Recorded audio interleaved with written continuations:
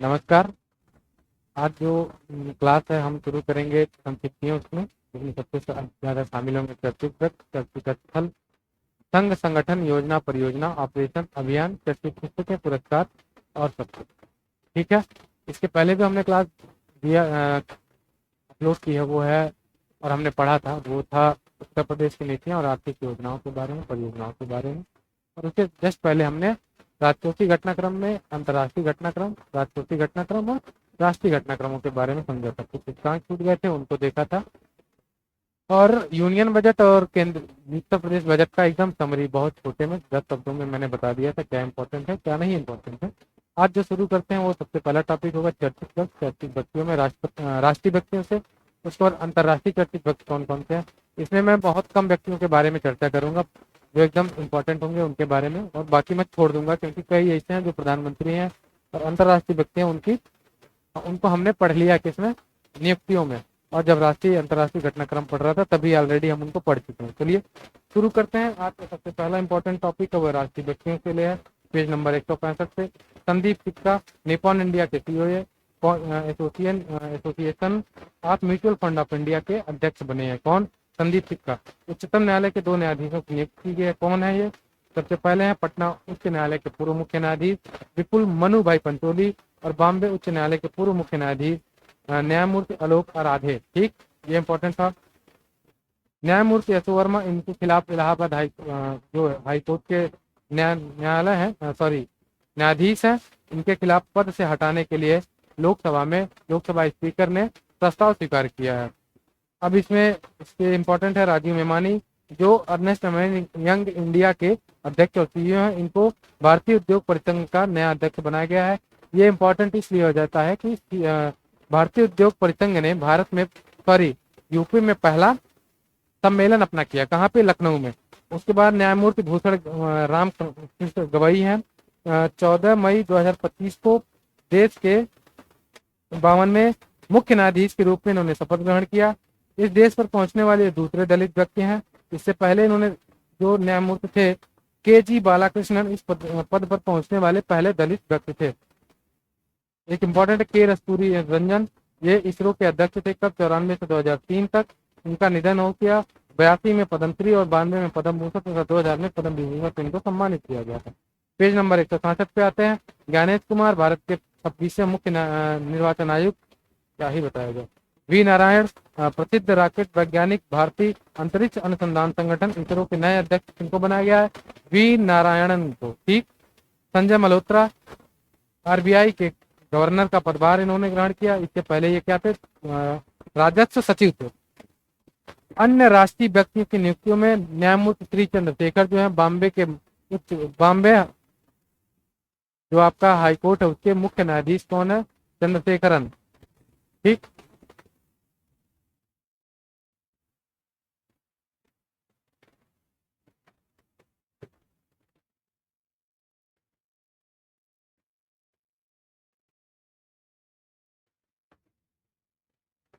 ये रहा आपका न्यायमूर्ति चंद्रशेखरन। TS कल्याणी, 1 सितंबर 2025 को वित्त मंत्रालय के व्यय विभाग के नए महालेखा नियंत्रक नियुक्त किए। CGA not CAG। ठीक है। CAG जो है वो संवैधानिक पद है अनुच्छेद 148 में। ठीक। उर्जित पटेल, भारतीय रिजर्व बैंक के पूर्व गवर्नर, अगस्त 2025 में केंद्र सरकार द्वारा अंतर्राष्ट्रीय मुद्रा कोष के में कार्यकारी निदेशक नियुक्त किया गया। ठीक है। उसके बाद आते हैं डॉक्टर राजीव रंजन को न्यू डेवलपमेंट का बैंक का उपाध्यक्ष नियुक्त किया गया है। और कविंदर गुप्ता जो है 18 जुलाई 2025 को केंद्र शासित प्रदेश लद्दाख के तीसरे उप राज्यपाल के रूप में शपथ ग्रहण किया। पहले उपराज्यपाल कौन थे? गिरीश चंद्र मुर्मू। उसके बाद कौन थे? कहाँ के? लद्दाख के। उसके बाद मनोज सिन्हा। उसके बाद ये बने कविंदर गुप्ता जी। वाइस एडमिरल संजय वात्सायन क्या बने? भारतीय नौसेना के नए उप प्रमुख के रूप में पदभार इन्होंने ग्रहण किया। संदीप बागला, जुलाई 2025 में नीति आयोग के तहत अटल इनोवेशन मिशन के महानिदेशक नियुक्त किए गए हैं। अटल इनोवेशन मिशन के निदेशक नियुक्त किए गए हैं। कौन? दीपक बागला। भूपेंद्र यादव और SP यादव, ये इंपॉर्टेंट 2 लोग हैं। तो भूपेंद्र यादव जी जो है वो केंद्रीय मंत्री हैं। उन्होंने इंटरनेशनल बिग कैट अलायंस के अध्यक्ष नियुक्त किया गया है उनको, और SP यादव को इंटरनेशनल बिग कैट अलायंस का महानिदेशक नियुक्त किया गया है। ठीक। और है डॉक्टर अजय कुमार, 25 मई को संघ लोक सेवा आयोग का अध्यक्ष न्यायमूर्ति सूर्यकांत उच्च न्यायालय के न्यायाधीश मई 2025 में राष्ट्रीय विधिक सेवा के प्राधिकरण के इनको क्या बनाया गया, अध्यक्ष बनाया गया है। निधि तिवारी आईएफएस अधिकारी है, केंद्र सरकार द्वारा प्रधानमंत्री नरेंद्र मोदी की निजी सेवक नियुक्त की है। पूनम गुप्ता केंद्र सरकार द्वारा भारतीय रिजर्व बैंक की डिप्टी गवर्नर नियुक्त की है। न्यायमूर्ति दिनेश माहेश्वरी जो है उच्चतम न्यायालय के पूर्व न्यायाधीश केंद्र सरकार के द्वारा 23वें विधि आयोग के अध्यक्ष बनाए गए हैं, ये भी ठीक है। डॉक्टर विवेक जोशी जो है देश के नए चुनाव आयुक्त, मुख्य चुनाव आयुक्त एक होता है, 2 अन्य चुनाव आयुक्त होते हैं, उसमें से पहले मुख्य चुनाव आयुक्त जो है वो ज्ञानेश कुमार जी हैं और डॉक्टर विवेक जोशी जो है वो दूसरे अन्य चुनाव आयुक्त हैं। संजीव रंजन हिंद महासागर रिम एसोसिएशन के महासचिव का पदभार ग्रहण किया। मोहम्मद आरिफ जो है बिहार के नए राज्यपाल नियुक्त किए गए हैं, इससे पहले ये केरल के थे। न्यायमूर्ति वी सुब्रमण्यम जो है राष्ट्रीय मानवाधिकार आयोग के अध्यक्ष नियुक्त किया गया है। एक चीज याद रखिए कि जो भी मानवाधिकार आयोग का अध्यक्ष होगा वो सुप्रीम कोर्ट का, ठीक है, क्या होगा, रिटायर्ड सेवानिवृत्त न्यायाधीश होगा या फिर मुख्य न्यायाधीश होगा। के संजय मूर्ति भारत के नियंत्रक लेखा महापरीक्षक का पदभार ग्रहण किया गया है, ठीक उन्होंने किया है। अनुच्छेद 148 में कैग का उल्लेख मिलता है। विजया किशोर रहाटकर जो है राष्ट्रीय महिला आयोग की 9वीं अध्यक्ष बनी है, ये इंपॉर्टेंट हो जाता है। Vijaya Kishore Rahatkar. Air chief marshal Amarpreet Singh जो है 28वें वायुसेना प्रमुख का पदभार ग्रहण किया इन्होंने। सत्यपाल मलिक जो है बिहार के, उड़ीसा के और तत्कालीन जम्मू कश्मीर राज्य, गोवा और मेघालय के पूर्व सत्यपाल मलिक जो है राज्यपाल रह चुके हैं, इनकी निधन हो चुकी है। शारदा सिन्हा जो है बिहार के प्रसिद्ध लोक एवं शास्त्रीय संगीत गायिका का निधन हो गया। तो एक इम्पॉर्टेंट पॉइंट ये है कि सत्यपाल मलिक जो है बिहार, उड़ीसा, जम्मू कश्मीर, गोवा, मेघालय के राज्यपाल रहे हैं, ठीक। अब अन्य चर्चित व्यक्तियों में है जो सारा तेंदुलकर हैं, सचिन तेंदुलकर की बेटी, इनको ऑस्ट्रेलिया सरकार के अंतर्राष्ट्रीय टूरिज्म कैंपेन के भारतीय ब्रांड एम्बेसडर के रूप में नियुक्त किया गया है। कृति सेनन को क्या किया गया है, संयुक्त राष्ट्र जनसंख्या कोष के द्वारा इंडिया की मानद दूत के रूप में ऑनररी एम्बेसडर के रूप में नियुक्त किया गया है। टेकवीर सिंह पंजाब के 6 वर्षीय बच्चे हैं ये, इन्होंने 5642 किलोमीटर माउंट एल्ब्रूस रसिया में जो है उस पे पर्वत चढ़ाई की है, पर्वतारोही है। कबन यानो अगस्त 2025 में अरुणाचल प्रदेश की पर्वतारोही है, इन्होंने माउंट किलिमंजारो 5895 मीटर तंजानिया में और माउंट एल्ब्रूस 5642 मीटर रसिया में सफलतापूर्वक इसकी चढ़ाई की है। जोजिंग अंगमो हिमाचल प्रदेश की पर्वतारोही है, जो माउंट एवरेस्ट को फतह करने वाली पहली दृष्टिबाधित महिला है, इंपॉर्टेंट हो जाता है।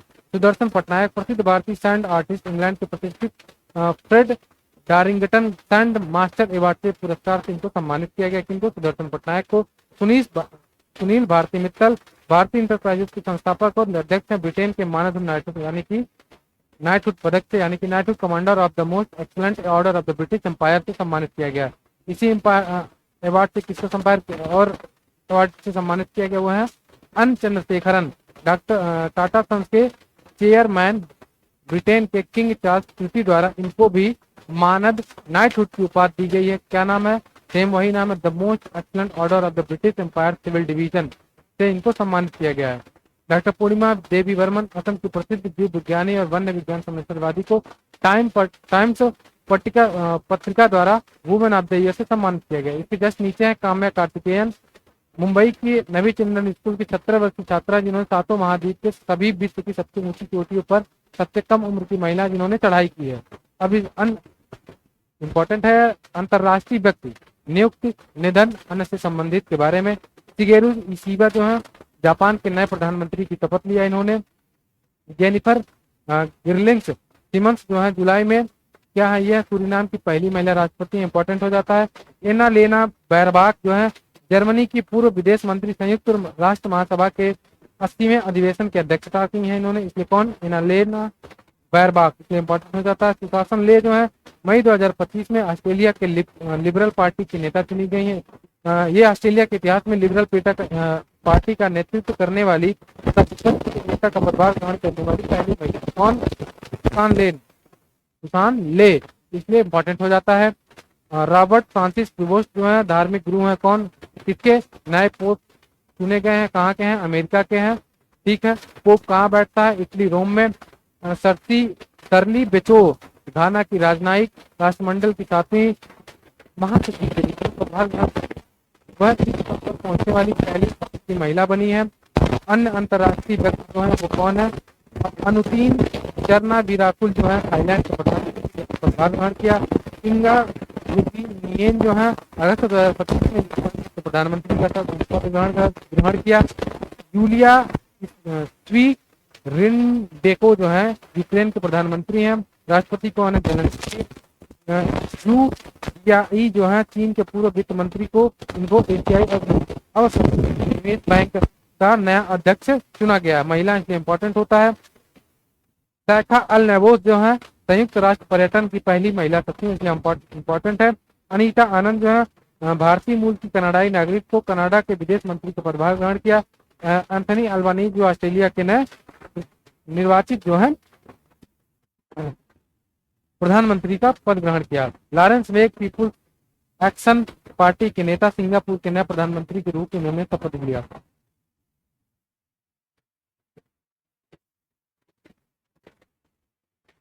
लॉरेंस वेग। अब आते कमला प्रसाद विशेषज्ञ त्रिनाद एंड टोबैगो के प्रधानमंत्री। फ्रेडरिक मर्ज जर्मन के चांसलर। और नेटुम्बो नंदी नंदतवा नामीबिया की पहली महिला राष्ट्रपति है, इंपॉर्टेंट होता है इसलिए याद कर लीजिएगा। यामांडू ओरेसी जो है उरुग्वे के राष्ट्रपति का पदभार ग्रहण किया। डेनियल नोबोआ दूसरी बार इक्वेडर के राष्ट्रपति चुने गए। नवाब सलाम जो है लेबनान के प्रधानमंत्री। लेबनान इसलिए इंपॉर्टेंट होता है क्योंकि इजराइल और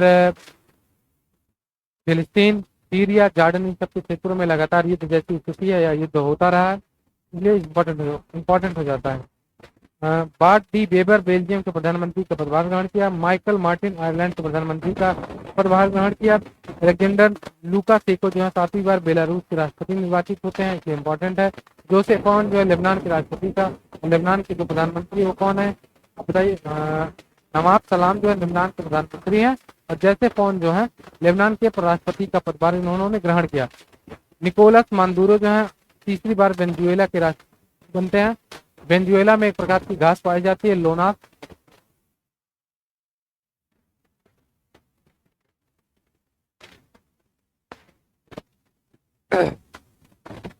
इसलिए इंपॉर्टेंट हो जाता है, उसको याद कर लीजिएगा। जॉन ड्रामी महामा घाना के राष्ट्रपति का पदभार ग्रहण किया।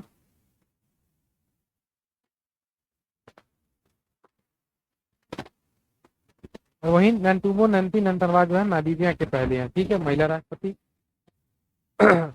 क्रिस्टन रोस्टार डोटिर जो है आइसलैंड के प्रधानमंत्री बनी है। सबसे कम उम्र की 36 वर्ष की महिला है ये, ठीक। मसातो कांडा एशियाई विकास बैंक के 11वें अध्यक्ष उपाध्यक्ष कौन है बताइएगा? अभी जस्ट मैंने बताया कि इसके एशियाई विकास बैंक के उपाध्यक्ष कौन है?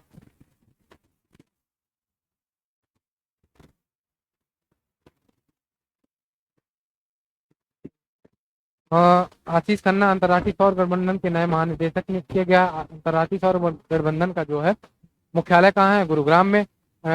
क्लाउसिया शिवनाम जो है मैक्सिको की पहली महिला राष्ट्रपति है, इंपॉर्टेंट होता है। अन्य राष्ट्रीय अंतर्राष्ट्रीय चर्चित व्यक्तियों में है कामिस रीता शेरपा, प्रसिद्ध नेपाली पर्वतारोही जो 2025 में रिकॉर्ड बनाया 21वीं बार माउंट एवरेस्ट पर चढ़ी है, ठीक है।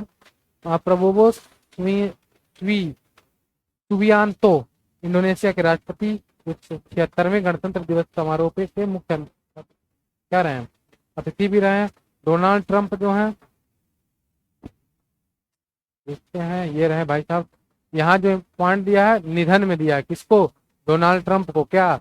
अमेरिकी राष्ट्रपति time magazine of the person में ऑफ द ईयर में 2025 में चुना गया है इनको। और जिंदा जिंदा इंसान को मरवा दे रहे हैं, बताइए आप। राष्ट्रीय स्थल जो अब देख लेते हैं सोहना। सोहना इंपॉर्टेंट क्यों? उन्नत प्रौद्योगिकी लिथियम आयन बैटरी विनिर्माण संयंत्र का उद्घाटन किया गया। उसके बाद इंदौर इंपॉर्टेंट है। Indore smart city development limited जो है को मिला है क्या? भारतीय हरित भवन परिषद द्वारा, Indian green building council IGBC द्वारा ग्रीन सिटी प्लेटिनम प्रमाण पत्र। तो इंदौर जो है ग्रीन सिटी प्लेटिनम प्रमाण पत्र करने पाने वाला अपने आप का पहला शहर है। नोएडा देश में पहले टेम्पर्ड ग्लास विनिर्माण सुविधा का उद्घाटन किया गया। किसकी मदद से? यूएसए की कंपनी है कार्निंग इन कारपोरेट के माध्यम से। किश्तवाड़ और धरौली याद कर लीजिएगा। किश्तवाड़ में क्लाउड बस्ट हुआ यानी कि बादल फटा, वहीं धरौली में भी बादल फटा है। किश्तवाड़ जम्मू कश्मीर में, धरौली कहाँ पे है? उत्तराखंड में। खीर गंगा नदी के किनारे धरौली पड़ता है। खीर गंगा जो है भागीरथी की सहायक नदी है, और खीर गंगा जो निकलती है वो श्रीखंड पर्वत के रेणी से निकलती है। सॉरी। अब आते हैं हैदराबाद। हैदराबाद जो तेलंगाना में स्थित राष्ट्रीय पशु जैव संस्थान में देश के अपनी तरह के पहले अत्याधुनिक पशु स्टेम सेल बायो बैंक और पशु स्टेम सेल प्रयोगशाला का उद्घाटन किया गया है। ठीक, इंपॉर्टेंट हो जाता है। श्योक गांव, पूर्वी लद्दाख के श्योक गांव जो गलवान घाटी के रास्ते पर स्थित है, 10 हेक्टेयर बंजर भूमि सामुदायिक भूमि को फलों, औषधि पौधों और लद्दाख के विधि पादप एवं जीव जंतु हेतु वनस्पति उद्यान के रूप में परिवर्तन करने की कार्य जो है प्रगति पर है। इस प्रस्तावित परियोजना का सफलतापूर्वक पूर्ण होती है तो केंद्र शासित लद्दाख का पहला वनस्पति उद्यान होगा। तो एक इम्पॉर्टेंट पॉइंट इसमें आपका ये है, जो श्योक है वो किसके किसके बीच है? गलवान घाटी श्योक जो है गलवान घाटी के रास्ते में स्थित, तो गलवान घाटी किसके बीच है? काराकोरम और लद्दाख श्रेणी के बीच। वहीं हमको बताइएगा कि नुब्रा घाटी किसके बीच स्थित है? लेकिन नुब्रा घाटी आज अभी पहले यूपी पीसीएस के पहले जब इसके पहले साल में यूपीएससी ने इसको पूछा था कि नुब्रा वैली घाटी कहाँ स्थित है या किस क्षेत्र में स्थित है। ठीक है। बाकी महाराष्ट्र से जुड़े हुए 3-4 लोग हैं, तो उन शहरों को छोड़ते हैं, आते हैं सीधे चेन्नई पे। तमिलनाडु के शहर में भारत का पहला मधुमेह बायो बैंक उद्घाटित किया गया है। ठीक है, या स्थापित किया गया।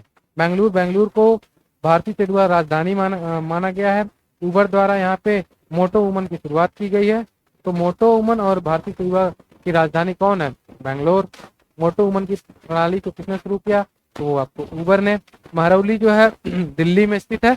भारतीय पुरातत्व तो एक स्थल है जिसमें राजाओं की बावली को संरक्षण के लिए सफलता पूर्वक एक कार्य को सफल किया गया है। तो राजाओं की जो बावली है 1506 में लोधी राजवंश के दौरान निर्मित हुई थी। कोझिकोड केरल का एक शहर है। इसको क्या मिला है? WHO के द्वारा, विश्व स्वास्थ्य संगठन के द्वारा global network for age friendly cities and communities के रूप में शामिल किया गया। यह केरल का दूसरा शहर है जो इस सम्मान से सम्मानित हुआ है। इससे पहला शहर था कोच्चि, केरल में। कोच्चि अपने आप का एक इंटरनेशनल एयरपोर्ट जो है वो सौर ऊर्जा से चलने वाला प्रथम भारत का एकमात्र पूर्णतः 100% सौर संचालित एयरपोर्ट है। इससे पहले कोझिकोड को यूनेस्को द्वारा साहित्य का शहर और लिटरेचर ऑफ सिटी को सम्मानित किया जा चुका है कोझिकोड को। अन्य स्थल में है जलालाबाद शहर। अगस्त 2025 में केंद्रीय गृह मंत्री ने उत्तर प्रदेश के शाहजहांपुर के जलालाबाद शहर का नाम बदलकर परशुरामपुरी करने को मंजूरी दी। मजे करिए, क्योंकि आपके यहाँ बस नामों का परिवर्तन होता रहेगा। उत्तर प्रदेश बिहार वाले इसी में खुश हैं कि उनको मंदिर मिल गया, मस्जिद मिल गया, उनके जिले का नाम बदल गया, उनके गांव का नाम बदल गया। ये मत देखना कभी कि आपके यहाँ कौन से अच्छे अच्छे स्कूल बने, कौन कौन से अच्छे अस्पताल बने, कितनी अच्छी सड़कों का निर्माण हुआ, ये कभी मत देखना। इसी में बस जीते रहिए कि नाम बदल दिया गया, ये कर दिया गया है। बाकी सारा डेवलपमेंट और अन्य राज्य लेके जाएंगे, आप लोग यहीं रहिए और जाके दूसरों को गुलामी करिए अन्य राज्यों में, और उसी में खुश रहिए। चलिए आगे आते हैं। छोड़िए इस बात को, बुरा मान जाएंगे अभी कुछ लोग, अफेंड हो जाएंगे।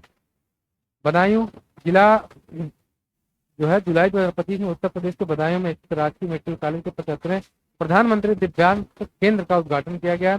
याकतेन गांव सिक्किम का याकतेन गांव है, इसको क्या मिला है? इसको घुमंतू गांव का पहला डिजिटल घुमंतू गांव का इसको मिला है टैग, या घोषित किया गया नोमैड विलेज। तिरुवनंतपुरम केरल का है। विश्व प्लास्टिक सर्जरी दिवस के अवसर पर केरल का पहला स्किन बैंक या त्वचा बैंक तिरुवनंतपुरम से स्थित गवर्नमेंट मेडिकल कॉलेज में खोला गया है। निजामाबाद, अमित शाह ने तेलंगाना में निजामाबाद में राष्ट्रीय हल्दी बोर्ड का मुख्यालय का उद्घाटन किया। तो मजे करिए, यहाँ देखिए कहाँ, यहाँ पे हल्दी बोर्ड का उद्घाटन हो रहा है, यहाँ के लोगों का विकास होगा। आप लोग बस अपने जिले को मौत करिए जिलों को लेके, ठीक है। दीव 29 मई 2025 को केंद्रीय मंत्री प्रहलाद जोशी ने जनवरी में जानकारी प्रदान की है। कब? दीव को 29 मई 2025 में 29 मई 2025 को केंद्रीय मंत्री प्रहलाद जोशी ने जानकारी प्रदान की कि दीव जो है देश का पहला ऐसा जिला बन गया जो दिन की पूरी बिजली की मांग पूर्ति क्या करेगा? सुनिश्चित करेगा। दीव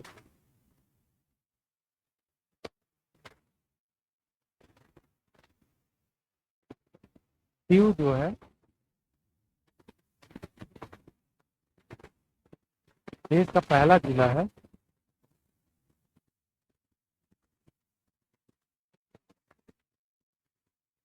जो अपनी पूरी ऊर्जा खपत जो है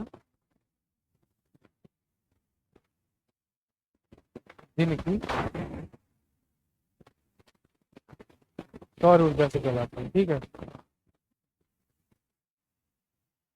इंपॉर्टेंट होता है, याद कर लीजिएगा।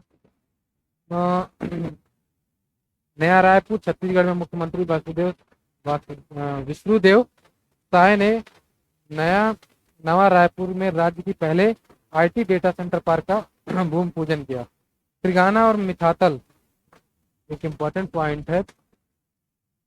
त्रिगाना और मिथातल हड़प्पा के जो स्थल हैं ये, ठीक है।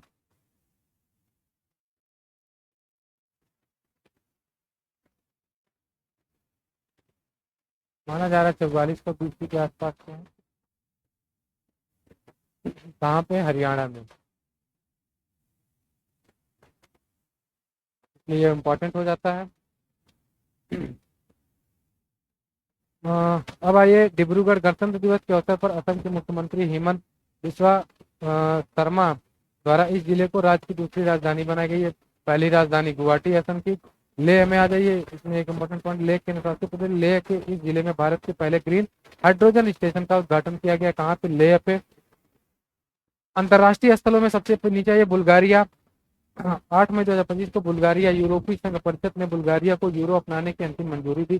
बुल्गारिया 1 जनवरी 2026 से यूरो को आधिकारिक मुद्रा के रूप में अपनाएगा। इसको, यूरो को। दुबई, जुलाई 2025 में steel authority of India steel ने दुबई में अपने प्रतिनिधि कार्यालय का उद्घाटन करेगा। यह मध्य पूर्व एशिया में स्थापित सेल का पहला अंतर्राष्ट्रीय कार्यालय होगा, दुबई में। डेनमार्क में विश्व का पहला वाणिज्यिक स्तर पर एथेनॉल संयंत्र उत्पादन लगाया जाएगा। हंगरी, इस देश के प्रधानमंत्री विक्टर ओरबान द्वारा अंतर्राष्ट्रीय अपराध न्यायालय से अलग होने की घोषणा की गई। इसी के साथ यह देश अंतर्राष्ट्रीय अपराध न्यायालय से अलग होने वाला यूरोप का पहला देश बन गया। कौन सा? हंगरी।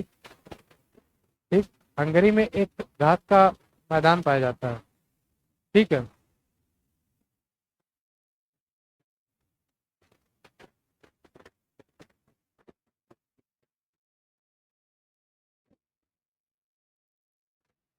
तो कहा जाता है गेहूं का कटोरा।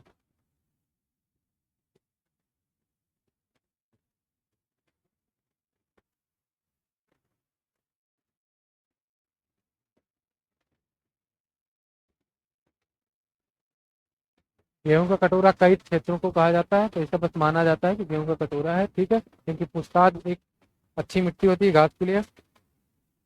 हाँ, अब आइए, डेनमार्क हो गया, हंगरी हो गया। कजाकिस्तान में देख लेते हैं। 20 मिलियन मीट्रिक टन से अधिक दुर्लभ मृदा धातुओं के भंडार मिलने के संबंध में घोषणा की है।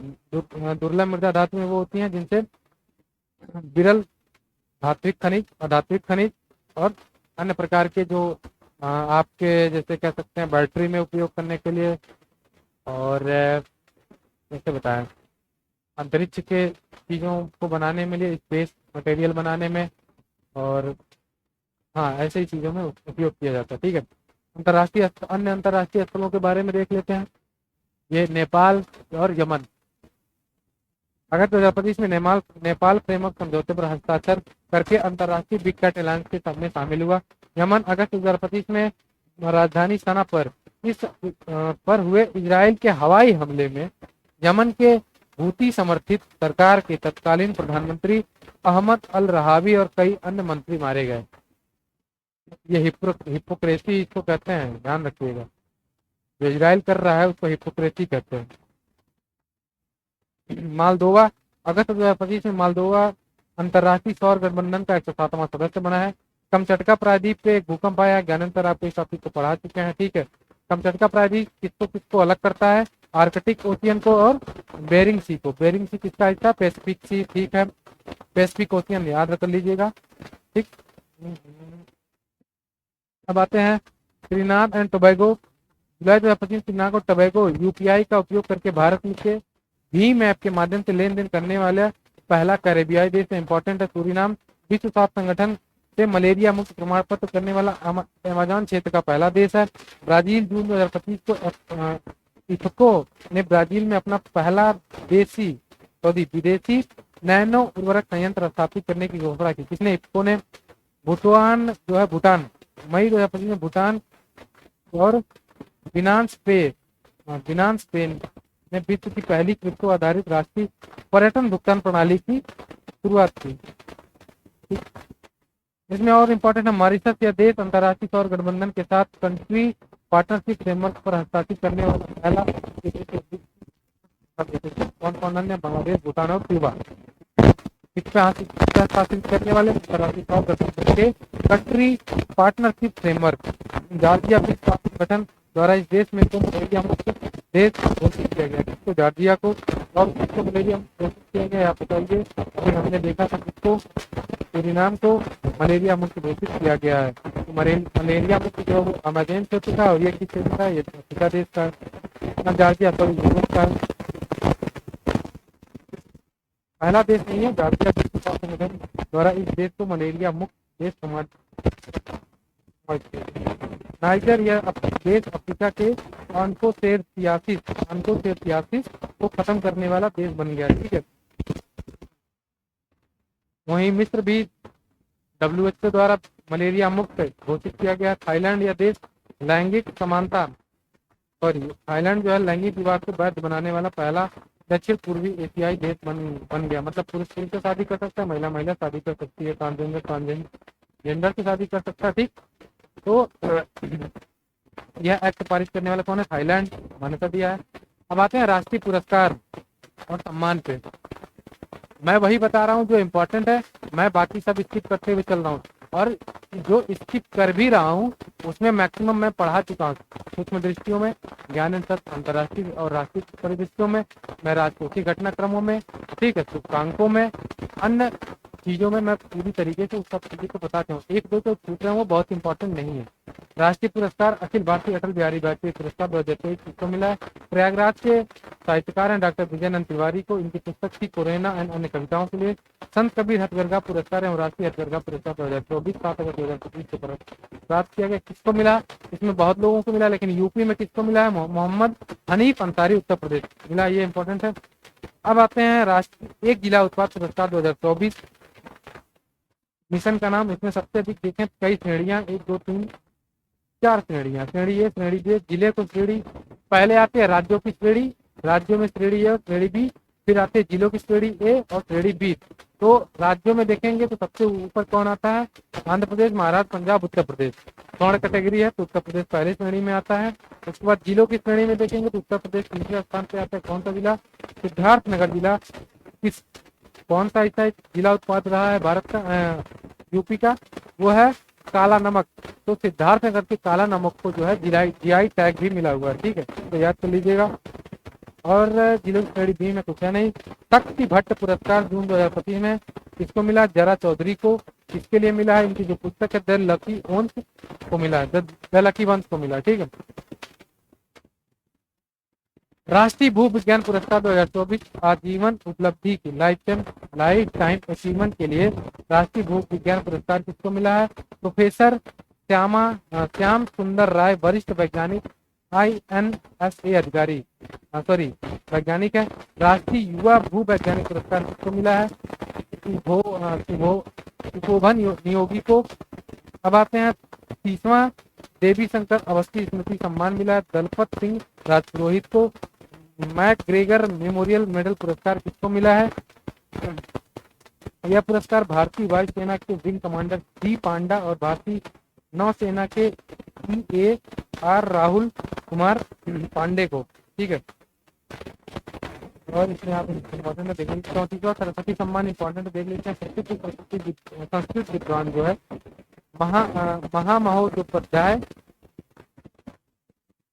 और ग्रेस दास स्वामी को मिला है। उन्हें यह सम्मान उनकी पुस्तक स्वामी नारायण सिद्धांत सुधा के लिए मिला है। अब पद्म पुरस्कार 2025 इंपॉर्टेंट हो जाता है। 3 कैटेगरी पद्म विभूषण, ठीक,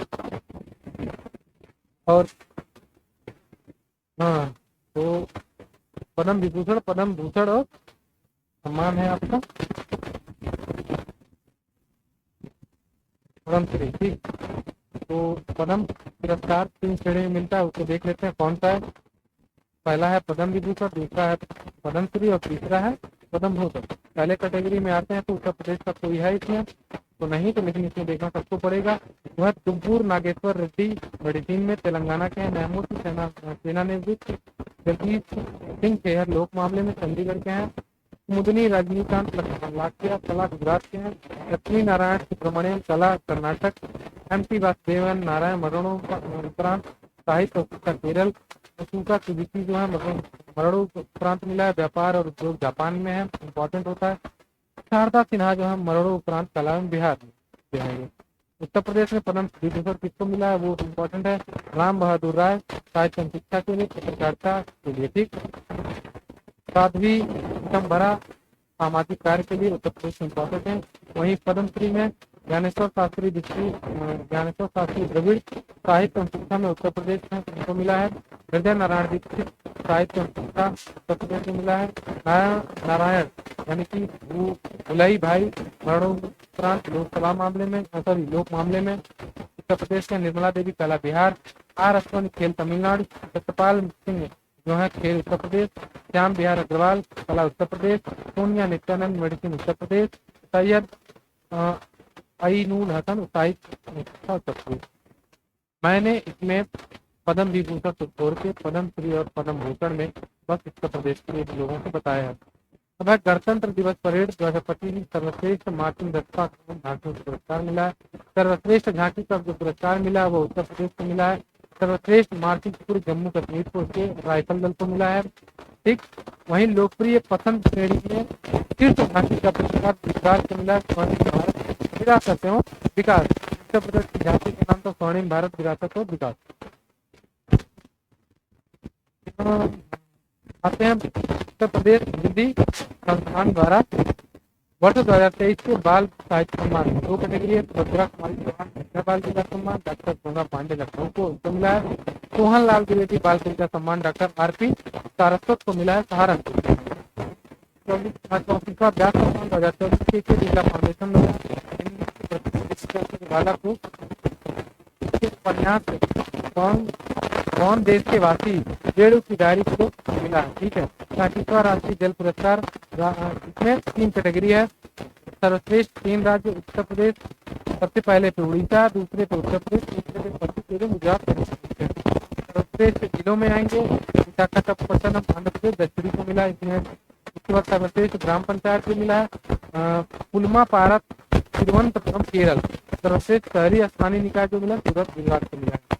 तो जैसे भी प्राइज पुरस्कार लिटरेचर के क्षेत्र में दिया जाता है। प्रसिद्ध लेखक उपमन्यु चटर्जी को मिला इनकी पुस्तक Lorenzo searches for the meaning of life. ठीक, अन्य राष्ट्रीय पुरस्कारों को देख लेते हैं। पहला खाद्य एवं शांति के लिए MS स्वामीनाथन पुरस्कार किसको मिला है? डॉक्टर एडमोला ए एंडेल को मिला है। कहाँ के हैं ये? नाइजीरिया के वैज्ञानिक हैं। ठीक है, अब आते हैं सत्यजीत रे लाइफ टाइम अचीवमेंट अवार्ड, ये रहा। इसको मिला है पश्चिम बंगाल फिल्म पत्रकार द्वारा प्रसिद्ध फिल्म निर्देशक अर्पणा सेन को प्रदत्त किया गया, मिला हुआ है। अंतर्राष्ट्रीय पुरस्कार जो है 67वां रमन मैग्सेसे पुरस्कार 2025 इसको मिला है, 3 लोगों को मिला है। ठीक है, पुरस्कार एवं विजेता जो है फाउंडेशन विजेता के नाम इस प्रकार है। Foundation educate girls globally Bharat को, साहिनी अली मालदीव को और Flaviano Antonilo L Villanueva Philippines ये मिला है। भारत का कौन सा? Foundation to educate girls globally को। ठीक है, अब आते हैं 72वां मिस वर्ल्ड 2025। थाईलैंड की ओपला सुचाता सुवांगसरी ने यह खिताब जीता है। यह खिताब जीतने वाली वह थाईलैंड की पहली महिला है, इसलिए यह इंपॉर्टेंट हो जाता है। अंतर्राष्ट्रीय बुकर पुरस्कार कर्नाटक की लेखिका बानू मुश्ताक द्वारा लिखित तथा दीपा भास्ती द्वारा अनुदित लघु कथा संग्रह जो हार्ट लैम्प को मिला है। क्या मिला है? अंतर्राष्ट्रीय बुकर सम्मान। अब आते हैं पुलित्जर पुरस्कार 2025। इसमें लोक सेवा ब्रेकिंग न्यूज रिपोर्टिंग, फौजी पत्रकारिता, राष्ट्रीय रिपोर्टिंग, अंतर्राष्ट्रीय रिपोर्टिंग के क्षेत्र में दिया गया। सबसे पहली है जो लेख सेवा इंपॉर्टेंट है प्रोबिल्का को, ठीक है। उसके बाद staff of the Washington Post, breaking news report, फौजी पत्रकारिता, स्टाफ ऑफ राइटर्स को। और उसके बाद है राष्ट्रीय रिपोर्टिंग के रूप में फिर से staff of the Wall Street Journal को। अंतर्राष्ट्रीय रिपोर्टिंग में Declan Walsh of the staff of the New York Times को मिला है। Champions of the earth award देखते हैं, यूएनईपी इंपॉर्टेंट होता है क्योंकि एक बार प्रधानमंत्री मोदी को मिल चुका है। तो भारत में किसको मिला? माधव गाडगिल को क्या मिला? Lifetime achievement award. उसके बाद 32वां RSF थ्रेड फ्रीडम रिपोर्ट जो अवार्ड मिला वो मिला है the independence prize Ravish Kumar Bharat में। बाकी इंपॉर्टेंट नहीं है तो उसको छोड़ देंगे। 73वां मिस वर्ल्ड, हमने 72वां देख लिया था मिस वर्ल्ड। उसके बाद 73वां मिस यूनिवर्स देखेंगे। मैक्सिको में आयोजित इस प्रतियोगिता का खिताब जो डेनमार्क की विक्टोरिया केजर थेल्विक इनको मिला है। भारत का प्रतिनिधित्व में जो किया था वो थी रिया सिंघा ने। अन्य अंतर्राष्ट्रीय पुरस्कारों को देख लेते हैं।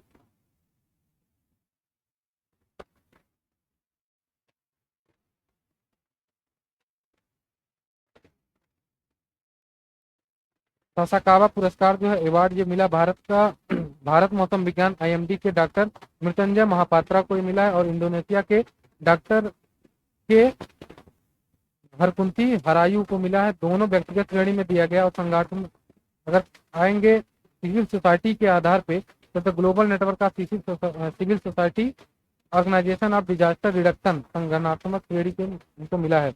विश्व खाद्य पुरस्कार 2025 में देखें 13 मई को विश्व खाद्य पुरस्कार फाउंडेशन द्वारा ब्राजील की वैज्ञानिक डॉक्टर मारियांगेला इनको मिला है। इसके बाद स्टॉकहोम वाटर प्राइज जो है गुंटेर ब्लॉस को मिला ऑस्ट्रेलिया की। ओका पुरस्कार देख लेते हैं, इसमें 3 कैटेगरी है। ग्रैंड पुरस्कार टकारा कुरियाकोसी जापान की, शैक्षणिक पुरस्कार बैंक यांग सोगा दक्षिणी कोरिया, कला एवं संस्कृत का पुरस्कार जो मिला वो ट्रोंग एघेनिया को मिला वियतनाम की। पर्यावरणीय उपलब्धि हेतु टाइलर पुरस्कार जो मिला है सिंड्रा डियाज को तथा एडुआर्डो बैंड्रिया जियो को मिला है। अंतर्राष्ट्रीय बाल शांति पुरस्कार अफगानिस्तान की नीला इब्राहिमी को मिला। ये इंपॉर्टेंट होता है, अफगानिस्तान से इसलिए इंपॉर्टेंट हो जाता है, ये देख लीजिएगा। सखारोव पुरस्कार जो वेनेजुएला के लोकतांत्रिक ताकतों की नेता मारिया कोरिना मचाडो और निर्वाचित राष्ट्रपति एडमंडो गोंजालेज उरितिया को ये पुरस्कार दिया गया। कौन सा? सखारोव। तो आज की जो क्लासें हैं यहीं तक रहेंगी, बहुत ज़्यादा फैक्ट हो गया है। कल जो हम देखेंगे वो फिल्म पुरस्कार और खेल से संबंधित अवार्ड कौन कौन से मिले, कौन से क्षेत्र में कौन सा खेल रहा है, जैसे क्रिकेट में क्या क्या प्रगति हुई है, कौन सा देश कौन सा अवार्ड जीता है, इन सब चीज़ों के बारे में चर्चा करेंगे। धन्यवाद। नमस्कार, गुड मॉर्निंग। आप लोग मज़े में होंगे और करंट अफेयर अच्छे से पढ़ रहे होंगे। एग्ज़ाम आपके सर पे है, 4 दिन 5 दिन बचा है, तो करंट अफेयर को पढ़िए। और करंट अफेयर से यूपी PCS में मिनिमम 30 से 40 क्वेश्चन आते हैं रिलेटेड, और कोर करंट अफेयर से कम 30 क्वेश्चन आते हैं। 10 क्वेश्चन मर्जिंग आते हैं GS के साथ और इसके साथ।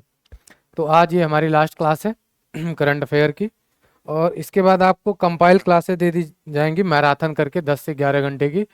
अगर ये सब क्लासेस अगर आप नहीं पूरा देख पा रहे हैं तो मैराथन आप अच्छे से देख लीजिएगा। और PDF मैराथन में ही लिंक डाल दी जाएगी, जितने PDF हम लोग बनाए हैं और प्रेजेंटेशन बनाया है जो बहुत शॉर्ट्स में होंगे। तो कल हमने जो हमारी क्लास में हमने देखा था लास्ट, वो था पुरस्कारों को। कौन से पुरस्कार? अंतर्राष्ट्रीय पुरस्कारों को। पेज नंबर 181 पे, और पेज नंबर 182 से आ जाते हैं कहाँ पे? पेज नंबर 182 से फिल्म पुरस्कारों पे।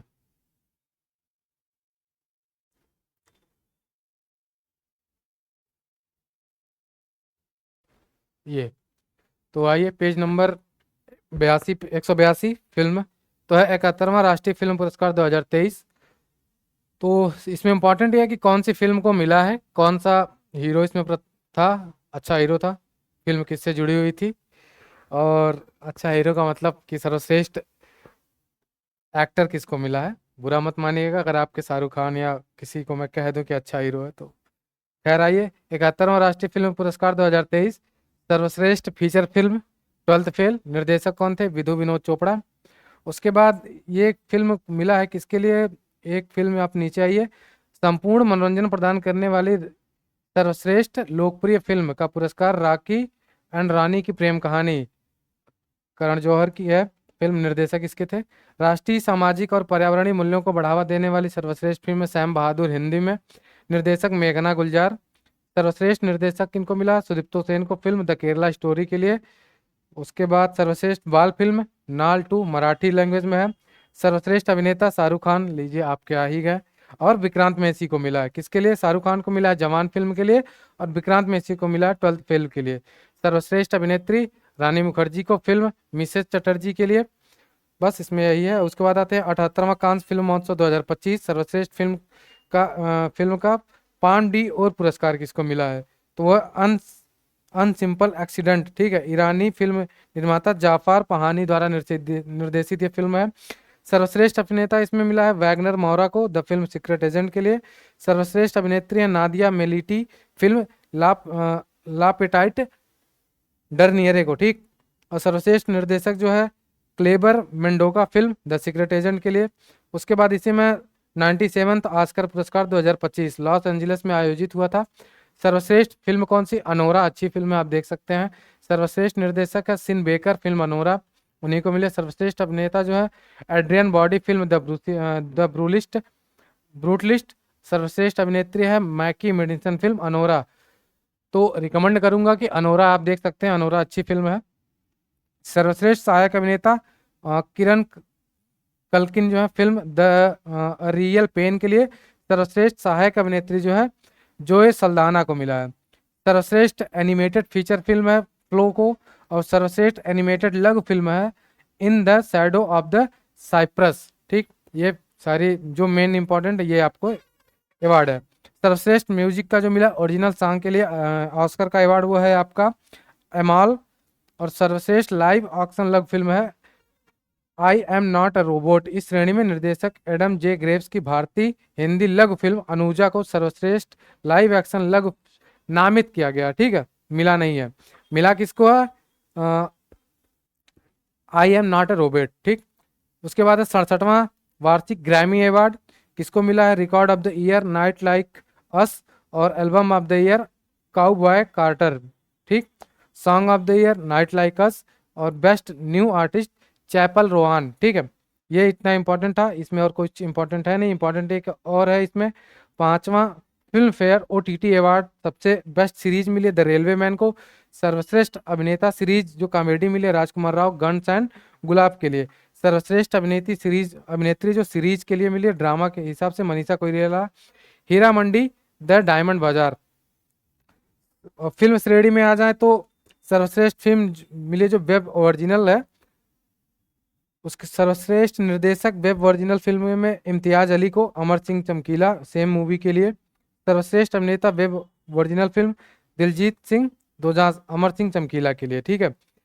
एक छोटा सा पॉइंट है दादा साहब फाल्के पुरस्कार 54वां, जिसमें लाइफ टाइम अचीवमेंट पुरस्कार है 2022 का, वो मिला था मिथुन चक्रवर्ती को, ठीक है। और मिथुन चक्रवर्ती से एक इम्पॉर्टेंट पॉइंट है कि उनकी एक फिल्म थी मृग्या 1976 के लिए सर्वश्रेष्ठ अभिनेता का फिल्म पुरस्कार मिली है। तो ये भी रिकमेंड करूंगा, मृग्या आप जाके देख सकते हैं, अच्छी मूवी है, एग्जाम के बाद अभी नहीं देखना है। 55वां भारतीय अंतर्राष्ट्रीय फिल्म महोत्सव कहाँ हुआ? ये पणजी गोवा में, हर साल लगभग वही होता है। सर्वश्रेष्ठ फिल्म का गोल्डन पिकॉक अवार्ड मिला है साउले बिल वैरे को, फिल्म थी टॉक्सिक। उसके बाद इसमें सर्वश्रेष्ठ सीरीज जो मिली है लैम्पेन, सोनी लाइव पे आती है। सत्यजीत रे लाइफ टाइम अचीवमेंट अवार्ड मिला है कि, ठीक है, फिल्म निर्देशक फिलिप नोएस ऑस्ट्रेलिया में। सत्यजीत रे लाइफ टाइम अचीवमेंट अवार्ड मिला है निर्देशक फिलिप नोएस को, कहाँ के? ऑस्ट्रेलिया के। इसके जस्ट नीचे आइए, महत्वपूर्ण फिल्म और पुरस्कार हैं। पुरस्कार में सबसे इंपॉर्टेंट जो है वो है 16वां Indian film festival of Melbourne 2025, Abhishek Bachchan को मिला है। सर्वश्रेष्ठ अभिनेत्री किसको मिला है? गीता कैलासम को। सर्वश्रेष्ठ निर्देशक नीरज घेवान को। और सर्वश्रेष्ठ फिल्म थी होम बाउंड को, ठीक है। तो एक्टर जो थे अभिषेक बच्चन, अभिनेत्री गीता कैलासम, और सर्वश्रेष्ठ निर्देशक नीरज घेवाड़। सर्वश्रेष्ठ फिल्म होम बाउंड को। 78वां बाफ्टा फिल्म पुरस्कार एड्रियन बॉडी।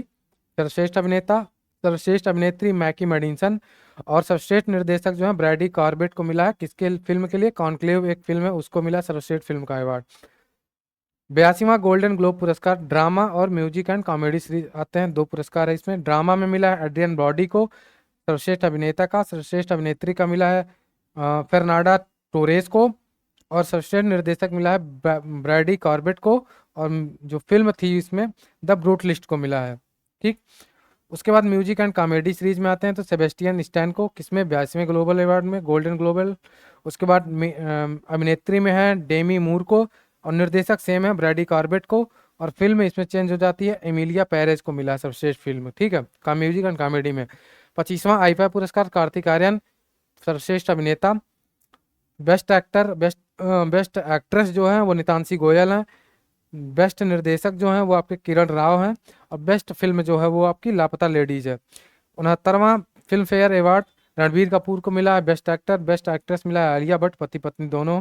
उसके बाद सबसे बेस्ट निर्देशक जो है विधु विनोद चोपड़ा 12th फेल के लिए। फिल्म कौन सी मिली थी? 12th fail. अब है परियोजना और योजना। इसमें वो परियोजनाएं मैं छोड़ दे रहा हूँ जो ऑलरेडी हमारे राष्ट्रीय, अंतर्राष्ट्रीय और अन्य घटनाक्रमों में है, बस इसमें वो बताऊंगा जो इम्पोर्टेंट है, और इसको एक बार आप देख के चले जाइएगा। बहुत ज़्यादा पढ़ने की ज़रूरत नहीं, क्योंकि बहुत ज़्यादा पढ़ेंगे तो कुछ गेन नहीं कर पाएंगे 4 दिन में, 5 दिन में। ठीक है, आते हैं गीता भवन स्थापना योजना। मध्य प्रदेश मंत्रिमंडल ने नगरीय निकायों में गीता भवन स्थापना योजना को स्वीकृति प्रदान की। पेज नंबर 184 पे सबसे नीचे। उसके बाद ज्ञान भारतम मिशन, ये हमारे बजट में था, यूनियन बजट में, इसलिए इंपॉर्टेंट हो जाता है। किसके लिए? प्राचीन पांडुलिपियों के डिजिटलीकरण के लिए ज्ञान भारतम मिशन की पहल शुरू की। इस महान मिशन के तहत भारत भर में फैली 1 करोड़ से अधिक पांडुलिपियों का संरक्षण और डिजिटलाइजेशन किया जाएगा। ठीक है, बस। अदिति योजना पेज नंबर 185 पे 15 जुलाई 2025 को केंद्रीय मंत्री मनोहर लाल ने पानीपत हरियाणा में इस योजना का शुभारंभ किया। किसका? अदिति योजना का। ठीक है, यह योजना विद्युत मंत्रालय की एक पहल है जिससे ऊर्जा दक्षता ब्यूरो द्वारा लागू किया जाएगा। कौन सी श्रेणी में है? एमएसएमई श्रेणी में आएगा ये।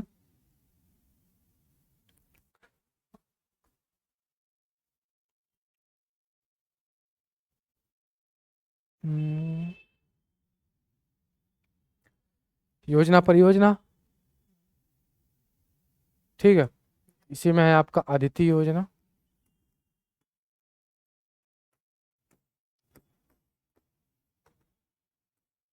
किसने शुरू किया? तो हरियाणा ने।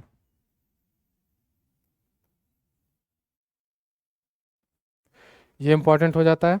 उसके बाद वी वाइज पहल है BRICS chamber of commerce and industries की महिला सशक्तिकरण वर्टिकल में महिलाओं की कृत्रिम बुद्धिमत्ता एआई सहित तकनीकी क्षेत्रों में सशक्त बनाने हेतु एक नई वैश्विक पहल है वाइज। तो वाइज किसने शुरू किया है? ठीक है, BRICS.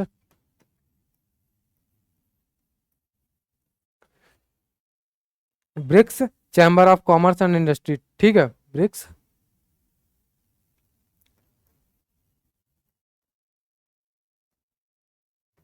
Chamber of commerce and industries. ठीक है, इसने शुरू किया है। उसके बाद Quad at sea ship observer mission. तो क्वाड में कौन कौन से देश हैं? ये सबसे इंपॉर्टेंट हो जाता है। भारत, जापान, संयुक्त राज्य अमेरिका और ऑस्ट्रेलिया इसमें देश हैं। 4 देश कौन कौन से? भारत, जापान, संयुक्त राज्य अमेरिका और ऑस्ट्रेलिया। तो क्वाड में आते हैं कौन कौन से हैं?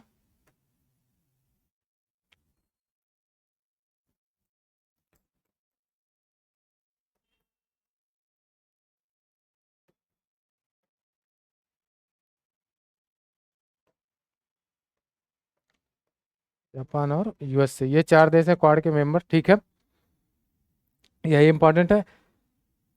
उसके बाद आपका है प्रधानमंत्री सुरक्षित मातृत्व अभियान। 9 जून 2025 को प्रधानमंत्री सुरक्षित मातृत्व अभियान को क्रियान्वयन के 9 वर्ष पूरे हुए। कब शुरू हुआ था मातृत्व सुरक्षित अभियान? तो ये आपका शुरू हुआ था 2016 में, 9 जून, ठीक है, 2016 को। तो 9 वर्ष हुए हैं, तो ये इंपॉर्टेंट हो जाता है, देख लीजिएगा।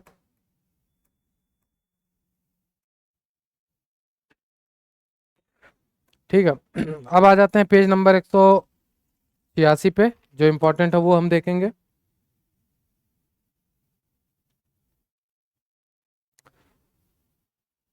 पेज नंबर 186 पे आइए, आदर्श संस्कृत ग्राम कार्यक्रम जो है, इसमें इम्पोर्टेंट जो है वो हम देखेंगे। 15 अप्रैल 2025 को उत्तराखंड मंत्रिमंडल ने प्रत्येक राज्य के प्रत्येक जिले में एक आदर्श संस्कृत ग्राम स्थापित करने के लिए आदर्श संस्कृत ग्राम कार्यक्रम को मंजूरी दी। तो किसने दी है? उत्तराखंड ने। ठीक है।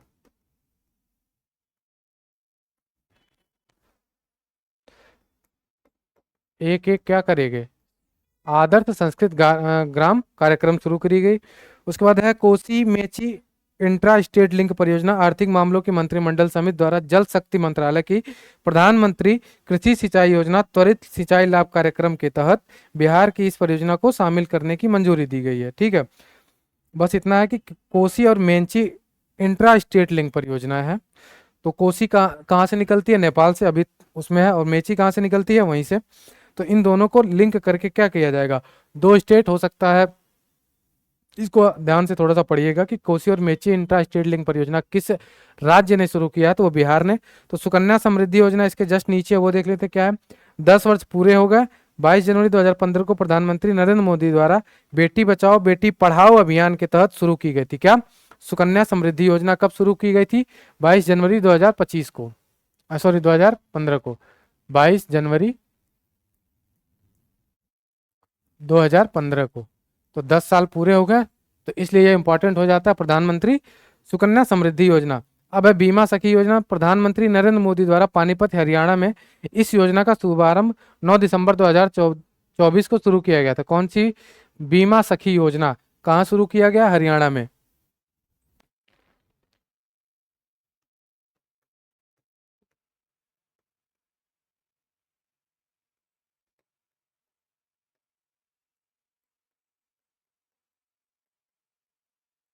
हरियाणा में, ठीक है। पेज नंबर 188 पे आइए, सम्मेलन समारोह, ये रहा।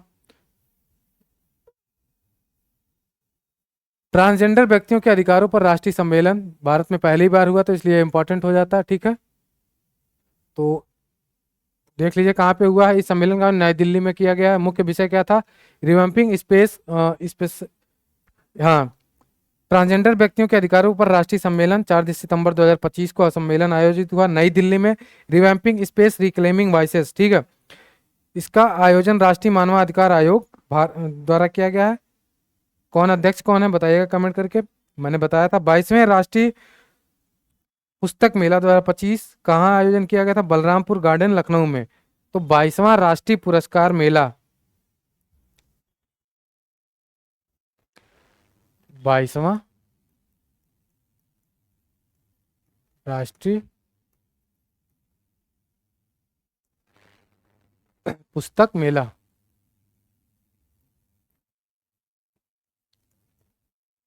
कहाँ शुरू हुआ है आपका? बलरामपुर गार्डन लखनऊ। तो लखनऊ याद कर लीजिए बस।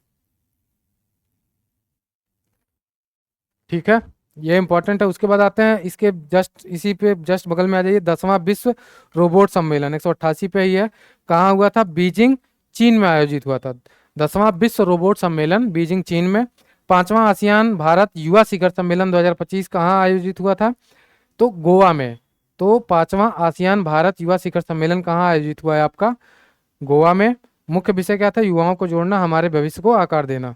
चौथा वर्ल्ड फूड इंडिया सम्मेलन हुआ था आपका भारत मंडपम नई दिल्ली में। विषय क्या था? समृद्धि के लिए प्रसंस्करण। ठीक, उसके बाद पेज नंबर 189 पे आइए। पहला बिम्स्टेक पारंपरिक संगीत समारोह कहाँ हुआ? भारत मंडपम नई दिल्ली में। तो पहला है ये, इसलिए इंपॉर्टेंट है। क्या? पहला बिम्स्टेक पारंपरिक गीत संगीत महोत्सव 2025 4 अगस्त 2025 को भारत मंडपम नई दिल्ली में आयोजित हुआ। उसके बाद इसमें इंपॉर्टेंट है आपका 20वां एशिया मीडिया शिखर सम्मेलन, मीडिया बहुत चर्चे में है तो हो सकता है कि मीडिया से पूछना हो तो बगैती करना हो तो दे सकता है, कोई बड़ी बात नहीं है।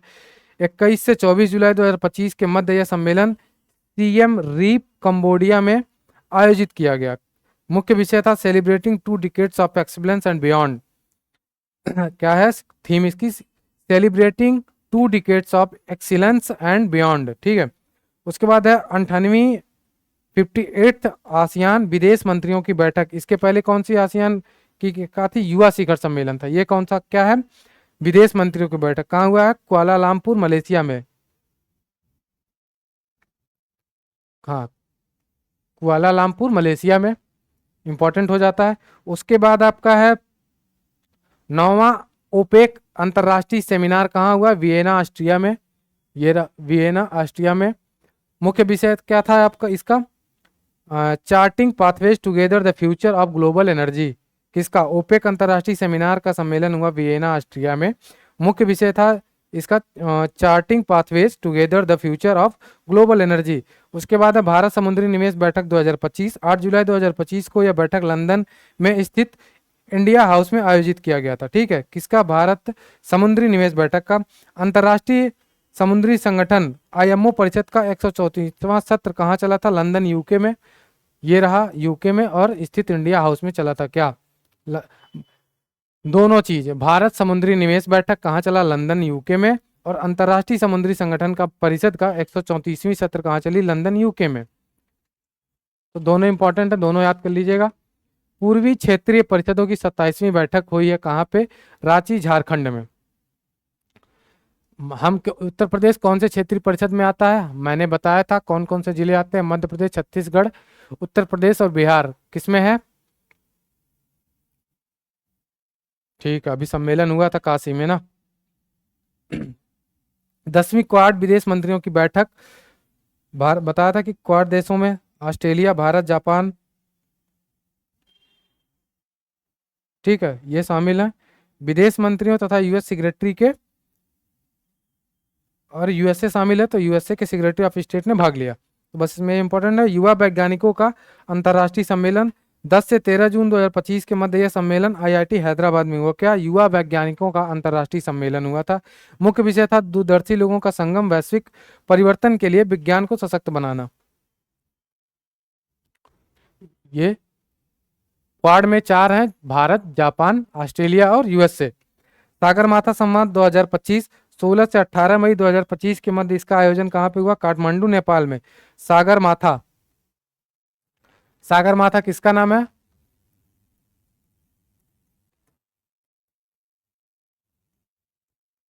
माउंट एवरेस्ट का। कितनी डिस्टेंस है? 8,848, लेकिन अब जो माना जाता है 8,850 मीटर। ठीक, इसकी लेंथ है। जलवायु परिवर्तन, पर्वत और मानवता का विषय इसकी थीम थी। किसकी? सागरमाथा संवाद की। जलवायु परिवर्तन, पर्वत और मानवता का विषय कहाँ हुआ था? सागरमाथा से याद कर लीजिएगा। सागरमाथा कहाँ पे है? नेपाल में, काठमांडू में। 6वां बिम्स्टेक शिखर सम्मेलन आयोजित हुआ बैंकॉक, थाईलैंड में। पेज नंबर 191 पे आ जाइए। 6वां बिम्स्टेक शिखर सम्मेलन बैंकॉक, थाईलैंड में आयोजित हुआ। कहाँ पे? थाईलैंड में। ठीक है, बैंकॉक में।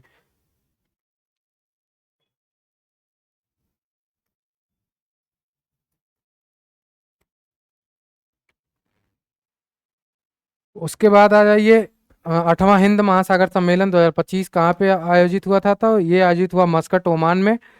क्या? हिंद महासागर सम्मेलन 8वां संस्करण जो सम्मेलन इसका हुआ था विदेश मंत्रालय के सहयोग से, वो हुआ था मस्कट, ओमान में। मुख्य विषय थी साझेदारी, समुद्री साझेदारी के लिए एक नए क्षितिज की यात्रा। समुद्री साझेदारी के नए क्षितिज की यात्रा। विश्व आर्थिक मंच की जो बैठक है 55वीं वो कहाँ पे हुई थी? दावोस। दावोस कहाँ है? स्विट्जरलैंड में। 18वां प्रवासी भारतीय दिवस सम्मेलन कहाँ? 8 से 10 जनवरी को हुआ था भुवनेश्वर, उड़ीसा में। मुख्य विषय था विकसित भारत की संकल्पना में भारतीय प्रवासियों का योगदान। बस, प्रवासी भारतीयों का योगदान कहाँ पे हुआ था? भुवनेश्वर, उड़ीसा में। इसके जस्ट नीचे है कि 44वां और 45वां आसियान शिखर सम्मेलन कहाँ हुआ? लाओ, पीडीआर में आयोजित हुआ। ASEAN, enhancing connectivity and vigilance. संधि और समझौता पे आ जाइए।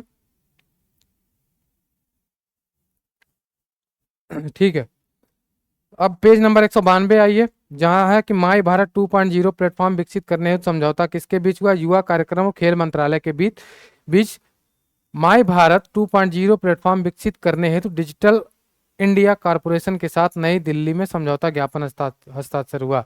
तो माई भारत प्लेटफॉर्म आता है किससे संबंधित है? खेल से संबंधित है। इसमें और है पेज नंबर 193 में। मैं इसमें बहुत सारा है, लेकिन मैं बहुत इंपॉर्टेंट बता रहा हूँ और बहुत दो तीन ही बता रहा हूँ, बाकी इसमें खास इंपॉर्टेंट है नहीं। और छोड़ भी इसलिए रहा हूँ क्योंकि ये ऑलरेडी पढ़ाया जा चुका है मेरे द्वारा और ज्ञानेंद्र सर के द्वारा किसी तरीके से, जैसे सूक्ष्म में, सॉरी, और राष्ट्रीय में, अंतर्राष्ट्रीय में, इकोनॉमिक परिदृश्य में, वैज्ञानिक परिदृश्य में या अन्य सूक्ष्म घटनाओं में ये चीजें पढ़ा दी गई हैं, इसलिए इसको छोड़ दिए हैं। अडानी समूह ड्रूक ग्रीन पावर कॉर्पोरेशन के मध्य समझौता हुआ है 8 मई 2025 को। अडानी समूह और भूटान में, अडानी और भूटान में, ठीक है, समझौता हुआ है किस चीज के लिए? 5,000 मेगावाट की जल विद्युत परियोजना को संयुक्त रूप से विकसित करने के लिए ऐतिहासिक समझौता ज्ञापन पर हस्ताक्षर किया। किसने? अडानी ग्रुप और भूटान भूटान।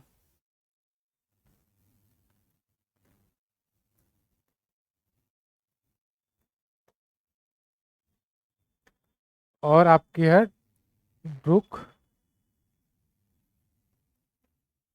ड्रूक ही है ना, ड्रूक ग्रीन पावर ग्रुप समझ लीजिए बस। कहाँ की है ये? भूटान की। कितने? 5,000 मेगावाट बिजली उत्पादन संयंत्र के लिए समझौता हुआ है, ये इंपॉर्टेंट है। अब मैं लगभग इसमें 2 पेज स्किप कर दे रहा हूँ। चलिए, अच्छा, 194 पे और मेरे हिसाब से इंपॉर्टेंट है, वो है मसरेक बैंक। कहाँ का है? यूएई का है। इसने कहाँ पे? एक Gujarat international finance tech city, gift city जिसको कहते हैं, गांधीनगर गुजरात में एक नया international financial services centre banking unit का को खोलने के लिए सैद्धांतिक मंजूरी मिली है। किसको? मसरेक बैंक को। किसने दिया है? भारत सरकार ने मान्यता दी है। किस चीज के लिए? एक नया international financial services centre banking unit के लिए। ठीक है, यह मंजूरी प्राप्त करने वाला मसरेक यूएई का पहला बैंक बन गया भारत में फाइनेंशियल सर्विस सेक्टर यूनिट स्थापित करने के लिए। नीचे है फ्लिपकार्ट, इसी में पेज नंबर 194 में। 2025 जून 2025 में ई कॉमर्स कंपनी फ्लिपकार्ट को भारतीय रिजर्व बैंक आरबीआई से गैर बैंकिंग वित्तीय कंपनी का लाइसेंस प्राप्त हुआ है। अब आइए पेज नंबर 196 पे। इंपॉर्टेंट है लद्दाख आधिकारिक भाषा विनियमन। लद्दाख क्योंकि मुद्दे में चल रहा है, तो लद्दाख में आधिकारिक भाषा विनियमन 2025 जो है करंट न्यूज में रही है। तो लद्दाख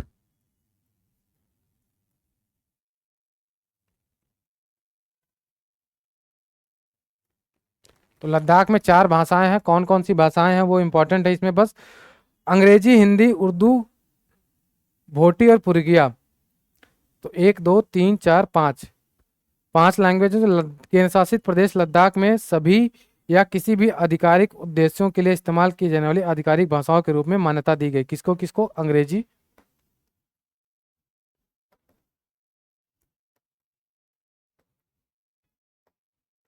हिंदी, उर्दू, भोटी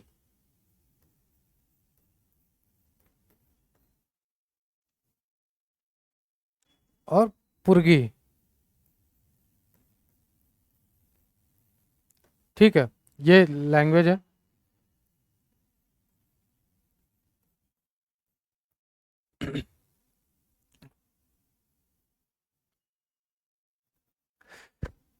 उसके बाद आ जाइए आप लोग। अब मैं छोड़ रहा हूँ वर्ष, दिवस और सप्ताह, क्योंकि ये सारा रट्टा मारने वाला है, तो यहाँ रट्टा मारने वाला मैं कुछ पढ़ाऊंगा नहीं। बाकी पुस्तकें हैं जो इंपॉर्टेंट पुस्तकें पे आ जाइए। पेज नंबर आप 201 पे, वो इंपॉर्टेंट है, उसको देख लेते हैं।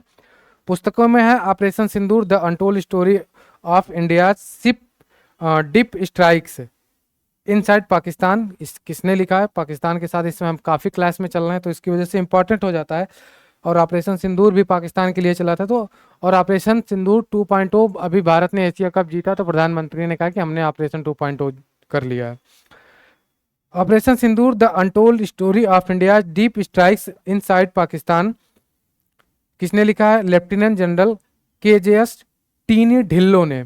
ये इंपॉर्टेंट है। उसके बाद है इसमें the conscience network, the conscience network a chronicle of resistance to a dictatorship, किसने लिखा है? सुगाता श्रीनिवास राजू ने। इसके जस्ट नीचे है the rise of the hitman the Rohit Sharma story, R Kaushik ने।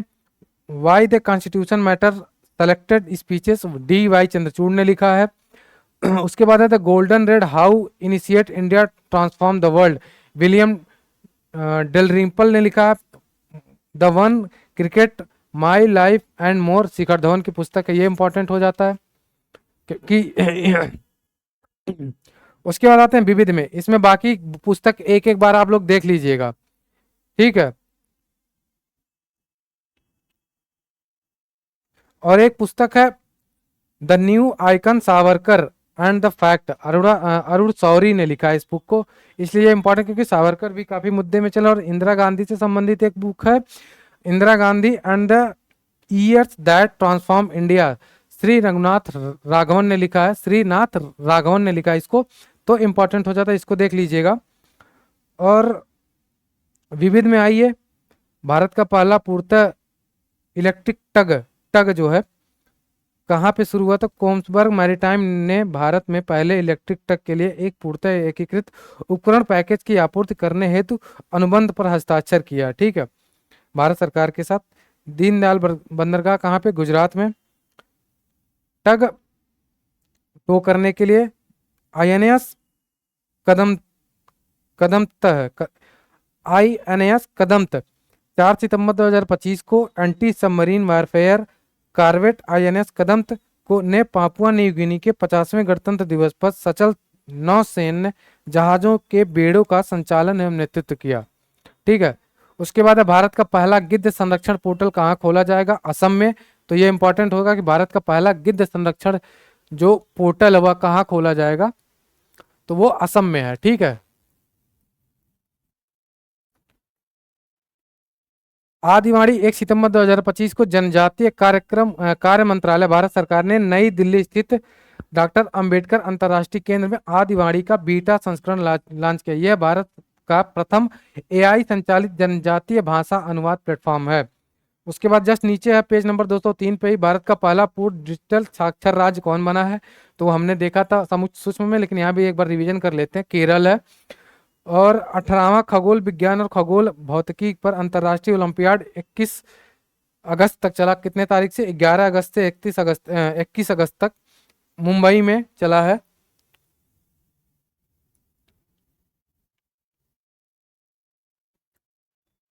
ठीक है,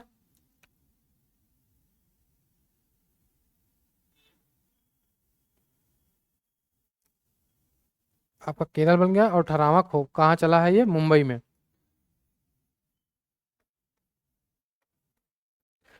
क्या? 18वां खगोल विज्ञान और खगोल भौतिकी पर अंतर्राष्ट्रीय ओलंपियाड कहाँ चला? मुंबई में। अब आते हैं अरुण का 29वां उपग्रह खोजा गया जिसका नाम है S/2025U1। S/2025U1, ठीक। 29वां प्लानेट है सैटेलाइट है किसका? अरुण का। इसके नीचे है वेनेरा डी मिशन। रूस ने अपने राष्ट्रीय अंतरिक्ष कार्यक्रम के तहत वर्ष 2036 तक रूस ग्रह के लिए वनेरा डी मिशन को प्रक्षेपित करने की योजना बनाई है। तो वनेरा डी मिशन किसका है? रूस का। किस चीज के लिए? शुक्र ग्रह के लिए है, ठीक है। अब है भारत का पहला पूर्णतः महिला संचालित स्वच्छ स्ट्रीट फूड हब कहाँ ओपन किया? किसने? पीयूष गोयल ने। मुंबई के कांदीवली में भारत के पहले पूर्णतः महिला संचालित स्वच्छ स्ट्रीट फूड हब माउली का उद्घाटन किया। तो क्या नाम है? माउली। आते हैं पेज नंबर 204 पे। अंतर्राष्ट्रीय जलमार्ग 57 का परिचालन प्रारंभ हुआ है। 2 अगस्त 2025 को राष्ट्रीय जलमार्ग 57 पर परिचालन का पुनः प्रारंभ हुआ है। कहाँ पे? कोपली नदी में। NW national highway, national waterways highway जो है कहाँ पे शुरू हुआ है? कोपली नदी में।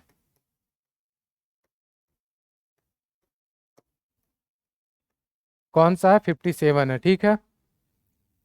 अब आते हैं उत्तर प्रदेश का पहला निजी प्रबंधन वाला रेलवे स्टेशन कौन सा बना है? लखनऊ का गोमती रेलवे स्टेशन।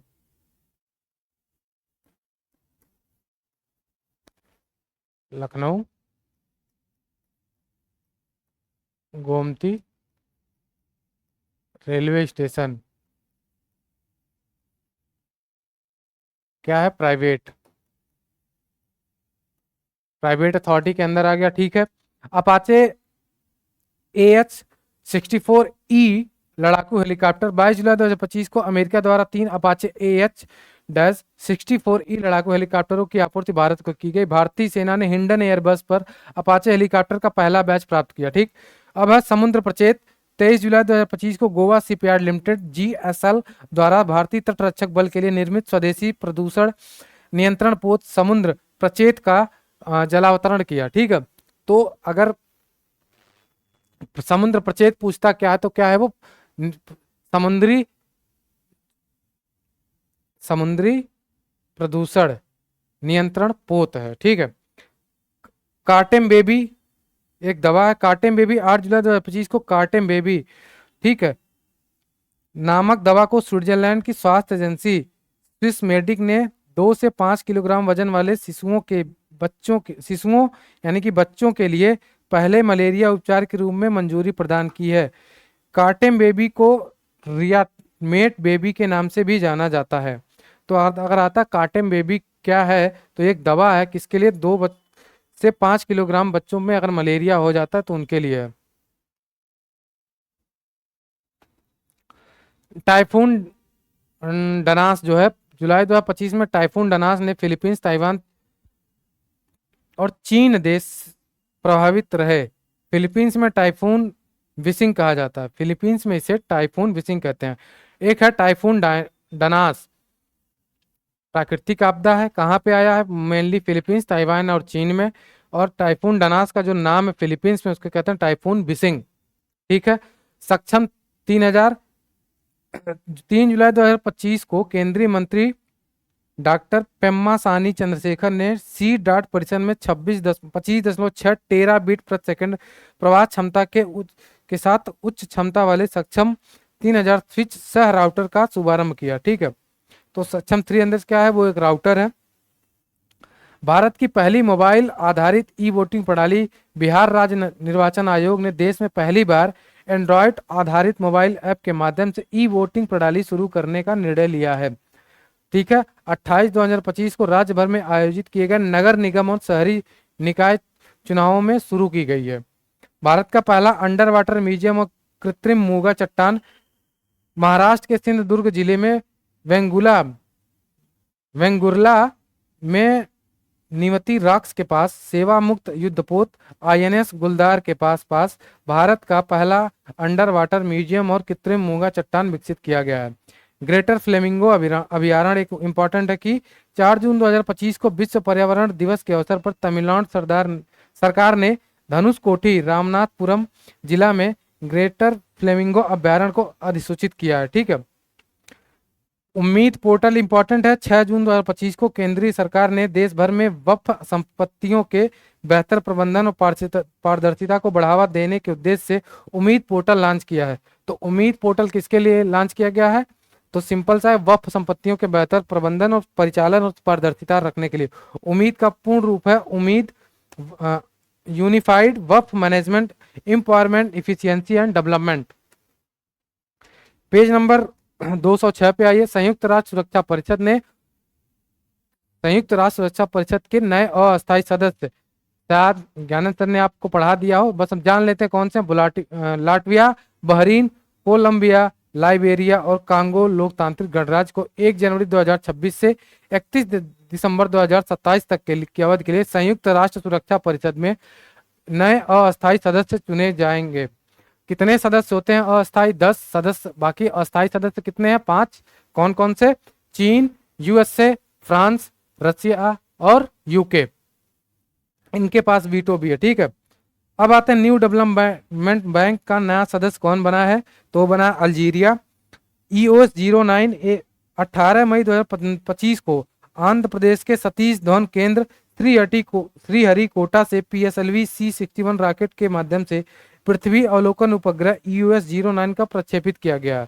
तो किसके माध्यम से EOS-09 किसके माध्यम से लॉन्च किया गया, तो वो है PSLV 61 C61, ठीक है, लॉन्च किया गया है।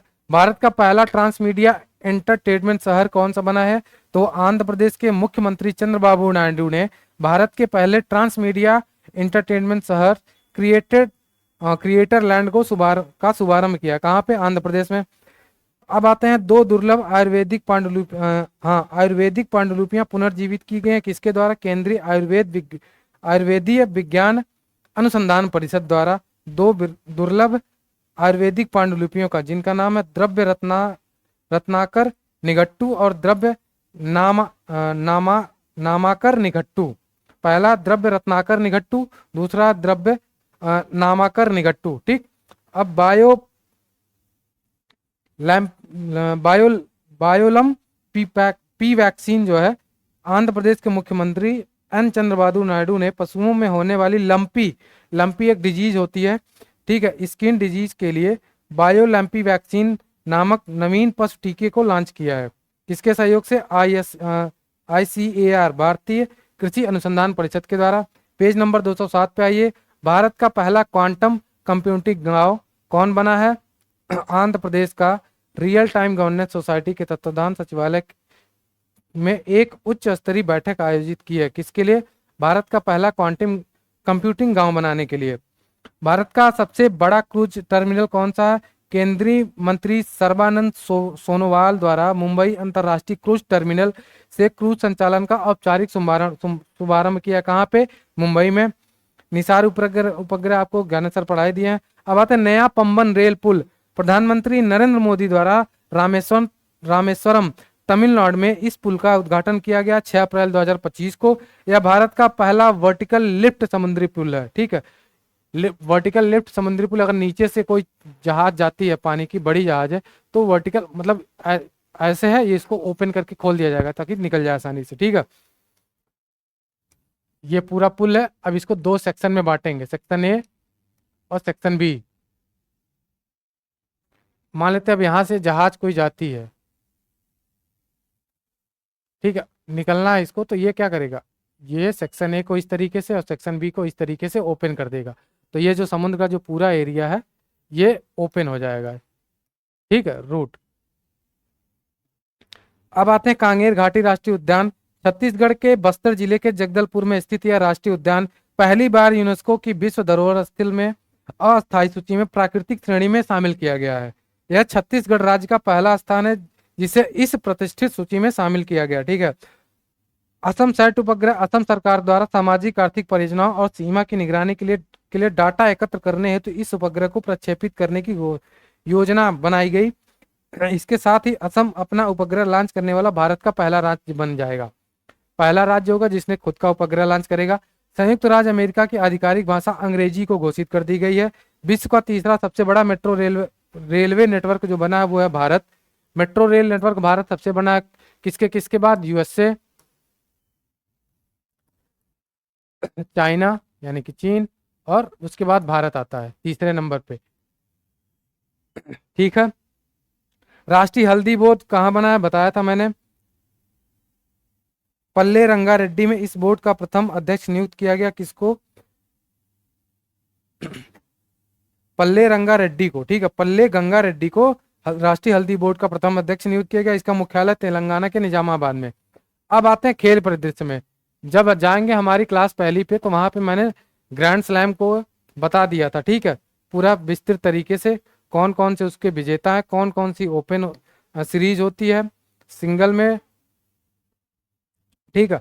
अब आते हैं बृहद योजनाओं में। सबसे खेल में जो इंपॉर्टेंट है, सब कुछ दिया है, मुझे कुछ बताने की जरूरत नहीं है। पेज नंबर 209 से आप लोग बस इसमें देखते चले जाइएगा कौन कौन है, इसको बस रट्टा मारने की जरूरत है, इसमें कुछ समझाने वाला है ही नहीं। हाँ, बाल्की आप लोग शतरंज का एक बार देख लीजिए। शतरंज इंपॉर्टेंट हो जाता है क्योंकि यूपीएससी में और यूपी पीसीएस में शतरंज से संबंधित प्रश्न आ चुके हैं। तो शतरंज में है सबसे पहला, पेज नंबर 218 ओपन करिए। FIDE शतरंज महिला विश्व कप 2025 5 से 29 जुलाई 2025 को आयोजन किया गया था। संस्करण तीसरा था। कहाँ हुआ था? बटूमी जॉर्जिया में। कौन बना है चैंपियन? दिव्या देशमुख भारत से। और कौन उप विजेता है? कोनेरू हम्पी भारत से। ठीक है, तो विजेता और उप विजेता दोनों भारतीय हैं। 107 खिलाड़ियों ने इसमें भाग लिया था। तो इसमें भारतीय विजेता भी हैं दिव्या देशमुख, चैंपियन यानी कि विजेता, और उप विजेता है कोनोरू हम्पी, भारत की ही हैं। आते हैं बील बील अंतर्राष्ट्रीय शतरंज फेस्टिवल 2025 12 से 25 जुलाई। कहाँ हुआ था? बील स्विट्जरलैंड में। विजेता है मुरली कार्तिकेयन भारत, और उप विजेता है प्रणव आनंद भारत। तो इसमें भी भारत विजेता और उप विजेता भारतीय हैं। चेन्नई ग्रैंड मास्टर, तो इसमें भारतीय नहीं है, भले नाम चेन्नई में आयोजित किया गया था। जीता कौन है? विंसेंट कीमर जर्मनी के। उप विजेता है अनीस गिरीश नीदरलैंड्स के। आते हैं स्टेफन अवज्ञान मेमोरियल अंतर्राष्ट्रीय शतरंज टूर्नामेंट 28 मई से 6 जून 2025 जरमुख आर्मेनिया में।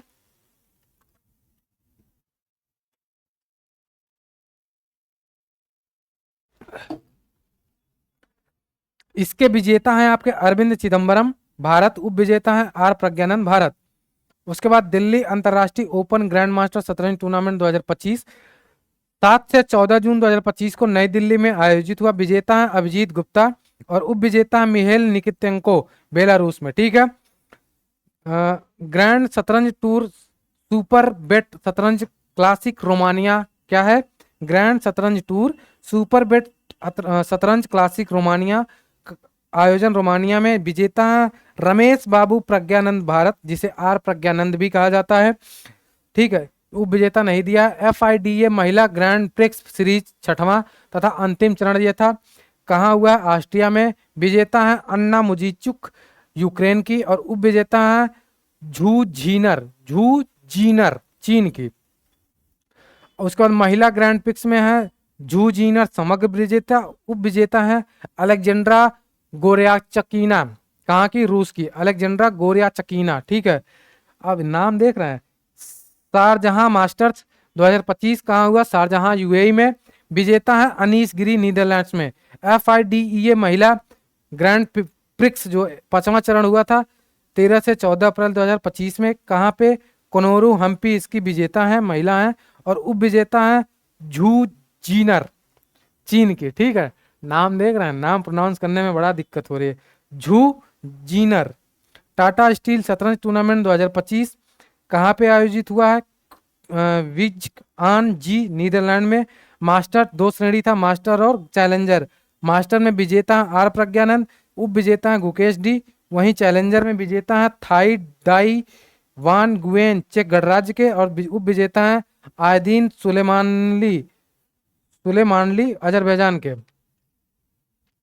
अब आते हैं फाइट के विश्व चैंपियनशिप 2024 में। विजेता हैं आपके गुकेश डी, और उप विजेता हैं डिंग लीरेन चीन के। 45वां शतरंज ओलंपियाड जो हुआ, ये सबसे इंपॉर्टेंट है, याद करना। परिणाम 2 तरीके में, एक है ओपन और दूसरा फीमेल कैटेगरी का। ओपन कैटेगरी में भारत ने स्वर्ण जीता है, रजत जीता USA ने, और कांस्य जीता उज्बेकिस्तान ने। वहीं महिला कैटेगरी में भारत ने स्वर्ण जीता है, और रजत में कजाकिस्तान, और कांस्य में USA। इसके कहते शतरंज ओलंपियाड के इतिहास में पहली बार भारत ने ओपन और महिला दोनों वर्गों में स्वर्ण जीता। ठीक है, भारतीय ओपन टीम जो थी वो गुकेश डी, अर्जुन एरिगैसी, आर प्रज्ञानंद, विदित गुजराती और हरिकृष्णा पंटाला कप्तान श्रीनाथ नारायण इसके थे। भारत रूस के बाद लगातार वर्ष 2022 और 2024 में 2 बार ग्रैप्रिंडासविली कप जीतने वाला दूसरा देश बना है। ठीक है, इससे पहले रूस जीत चुका है। अब आते हैं इसमें, बाकी आप लोग देखिएगा, ISF विश्व कप राइफल पिस्टल म्यूनिक, ये सब शतरंज सबसे इंपॉर्टेंट था, इसलिए शतरंज बता दिया मैंने। अब आइए पेज नंबर 205 में, अन्य चर्चित व्यक्तियों खेल।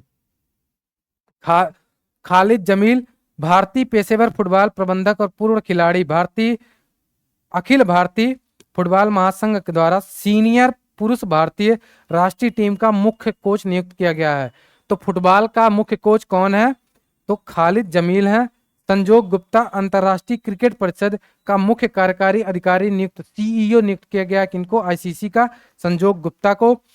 अब श्री कृष्ण AR और एस रोहित कृष्णा को 27वें शतरंज ग्रैंड मास्टर बने हैं। कौन? श्री हरिकृष्णन AR को भारत के 27वें ग्रैंड शतरंज मास्टर बने हैं। वहीं एस रोहित कृष्णा 89वें में बने हैं। ठीक है। महेंद्र सिंह धोनी को हॉल ऑफ फेम में शामिल किया गया है। भारत शामिल होने में भारत के 11वें खिलाड़ी हैं। 5 इसकी कैटेगरी की रिटायर होने के 5 वर्षों बाद किसी को हॉल ऑफ फेम में शामिल किया जाता है।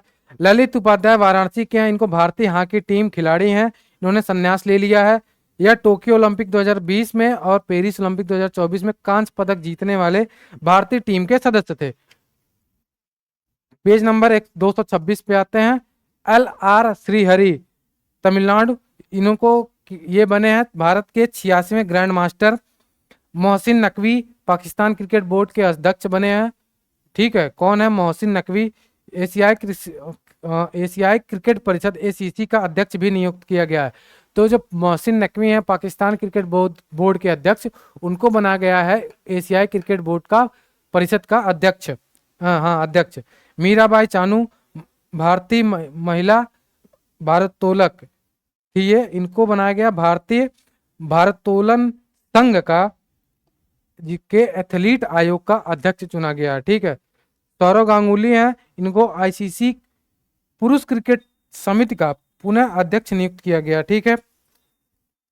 अब है क्रिस्टी कोवेंट्री। मैं इंपॉर्टेंट बता रहा हूँ। 2007 पेज नंबर 227 पे 41 वर्षीय जिम्बाब्वे की खेल प्रशंसक व पूर्वी तैराक को अंतर्राष्ट्रीय ओलंपिक समिति का 10वां अध्यक्ष नियुक्त किया गया। यूनान के कोस्टा नवारिनो में संपन्न यूनान के कोस्टा नेवारिनो में संपन्न 144वें अंतर्राष्ट्रीय ओलंपिक समिति सत्र में यह निर्वाचन संपन्न हुआ। वह अंतर्राष्ट्रीय ओलंपिक समिति के इतिहास में पहली महिला तथा पहली अफ्रीकी अध्यक्ष बनी है।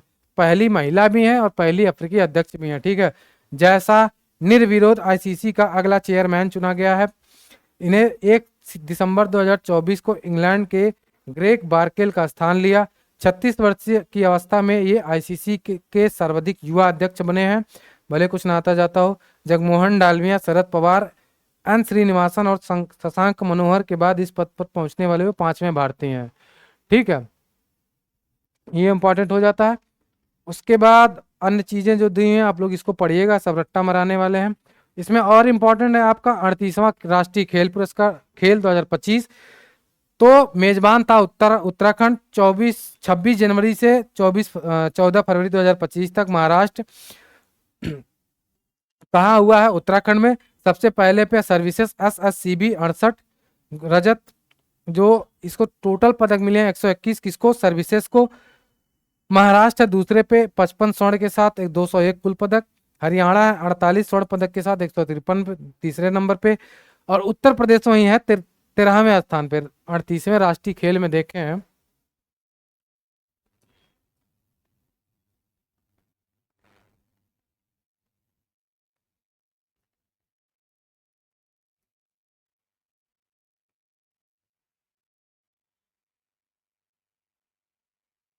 पहले पे SSCB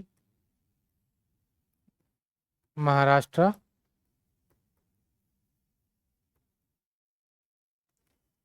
हरियाणा, फिर यूपी। ठीक है। यूपी चौथे पे है, 13वें पे। ये सब पहले दूसरे तीसरे रैंक वाले हैं। तो इसको कुल कितना पदक मिला है? 121, क्योंकि इसको 68 मिले हैं गोल्ड, तो इसलिए इम्पोर्टेंट ये पहले रैंक पे है। महाराष्ट्र को मिला है 201। ठीक है। गोल्ड मिला है 55, इसलिए दूसरे पे है। और हरियाणा को मिला है 121, सॉरी 153, और गोल्ड मिला है हरियाणा को 48। यूपी को कितने पदक मिले हैं? कुल 56।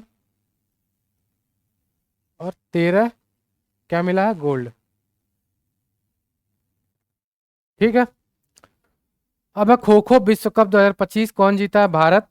महिला और पुरुष दोनों श्रेणी में भारत जीता है, और महिला और पुरुष दोनों में उप विजेता कौन है, नेपाल।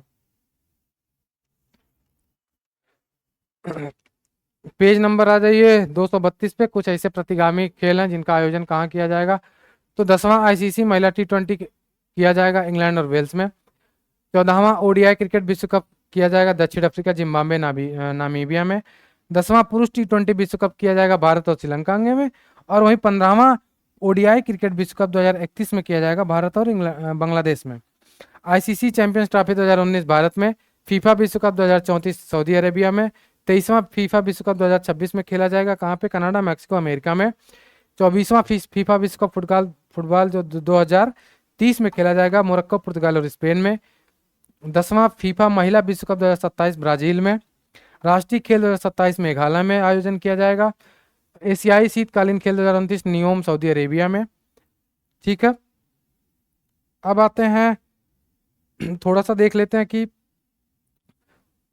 हॉकी महिला विश्व कप 2025 गोंगू हांगझोउ चीन में आयोजित किया जाएगा। वहीं विश्व बॉक्सिंग कप फाइनल जो होगा 2025 में नई दिल्ली भारत में होगा। शतरंज विश्व कप 2025 में होगा गोवा में। भारत में होगा विश्व बैडमिंटन चैंपियनशिप नई दिल्ली भारत में। उसके बाद निशानेबाजी जूनियर विश्व कप 2025 नई दिल्ली में। ये आपका रहा सूक्ष्म दृष्टि से लेके अब तक दृष्टि का सभी लेक्चरों का समायोजन, संक्षेप में विक्षेपण, विश्लेषण, और कौन कौन से प्रमुख चीजें थी, कौन कौन से प्रमुख तथ्य थे वो हमने बता दिया आज की क्लास। और यहीं पे आपकी आज दृष्टि समाप्त होती है। अब आप लोगों को बहुत बहुत बधाई हो आने वाले आगामी परीक्षा के लिए। और ध्यान से बैठिएगा, एक्यूरेसी के साथ बैठिएगा। कोशिश करिएगा कि 70% एक्यूरेसी कम से कम आप अचीव करिए एग्जाम में। बहुत बहुत आपको शुभकामनाएं, best of luck. Strategy solve करने की आप लोग थोड़ा सा उस पर गौर करिएगा कि एक्यूरेसी अगर आपकी 70% से ऊपर है तो मान के चलिए कि 10 क्वेश्चन आप छोड़ सकते हैं। अगर 70% से कम एक्यूरेसी है तो आप 150 के 150 क्वेश्चन आप लगा सकते हैं। ठीक है, पूरा का पूरा क्वेश्चन मार दीजिएगा। अगर आपके कोर सब्जेक्टों में, ठीक है, कोर सब्जेक्ट में मान लेते हैं अगर 40 आपके करंट भी हैं, 110 आपके कोर सब्जेक्ट से आते हैं और 40 आपके करंट से आते हैं। 40 में भी करंट में 30 ऐसे होते हैं जो मेन होते हैं और 10 ऐसे होते हैं जो आपके इससे रिलेटेड होते हैं। ठीक है, तो 30 में अगर आप करंट अफेयर में 25 क्वेश्चन सही कर ले जाते हैं, कर नहीं ले जाते हैं, आप क्लास पूरा देखिएगा, 25 तो आप बड़े आराम से कर ले जाएंगे। तो अभी अब आप कट ऑफ मान के चलिए कि 95 प्लस ही होगा क्वेश्चन। खुद को इतना मजबूत रखिए कि बाहर होने की प्रोबेबिलिटी ना रहे आपके पास। ठीक है, और 110 में आप कितने, कम से कम 70% की एक्यूरेसी अगर 25 क्वेश्चन यहाँ करते हैं करंट अफेयर से, और 110 में आप 70% की एक्यूरेसी लेके चलते हैं तो कितना क्वेश्चन हो जाएगा।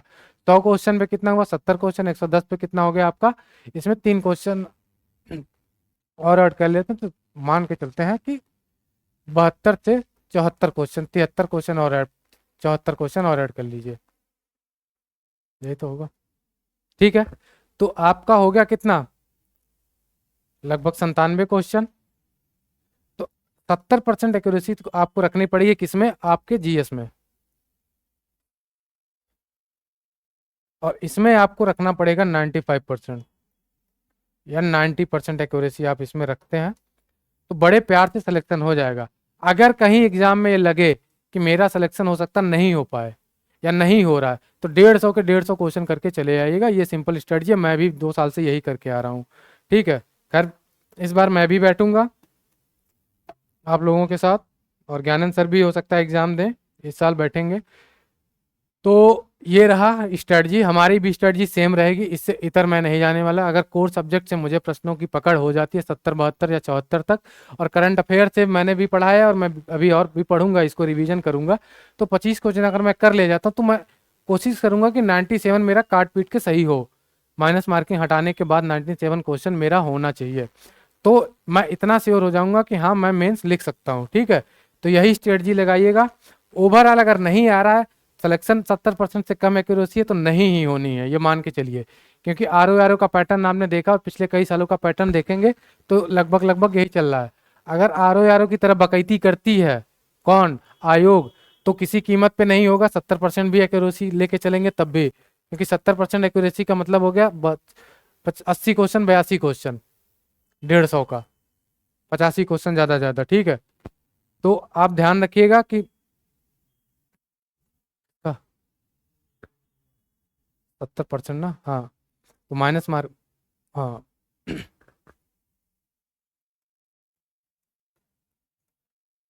फोर सब्जेक्ट में कितना जाएगा,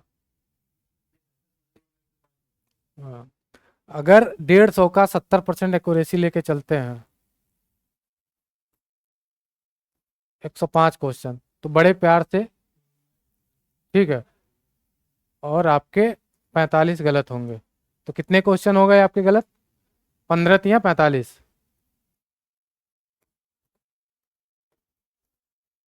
ठीक है। तो आपका प्रोबेबिलिटी है कि आप बॉर्डर पे लटके रहें। अगर इसी को हम बढ़ा लेते हैं, ज़्यादा नहीं करते हैं, 75 करते हैं, और इसको 75 से 80% कर लेते हैं, तो प्रोबेबिलिटी है कि ये जो आपका 90 है ये 95 हो जाएगा, ठीक है। बड़े प्यार से आपका सिलेक्शन हो जाएगा 75 से 80% के एक्यूरेसी पे। कोशिश करिएगा कि ये एक्यूरेसी रहे। ज़्यादा प्रश्नों को तब करेंगे जब आपको लगे कि आपका नहीं हो रहा सिलेक्शन, आप नहीं कर पा रहे हैं सही, ठीक है। तो चलिए इसी स्ट्रेटजी के साथ मिलते हैं आपसे।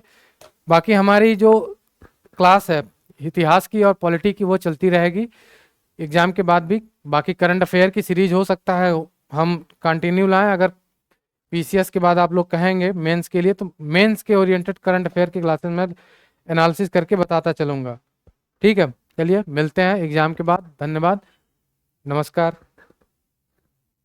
और बेस्ट ऑफ लक आप लोगों को बहुत बहुत। हड़बड़ाइएगा नहीं, प्यार से करिएगा, सारे प्रश्नों को देखते हुए चलिएगा। चलिए बेस्ट ऑफ लक फिर से।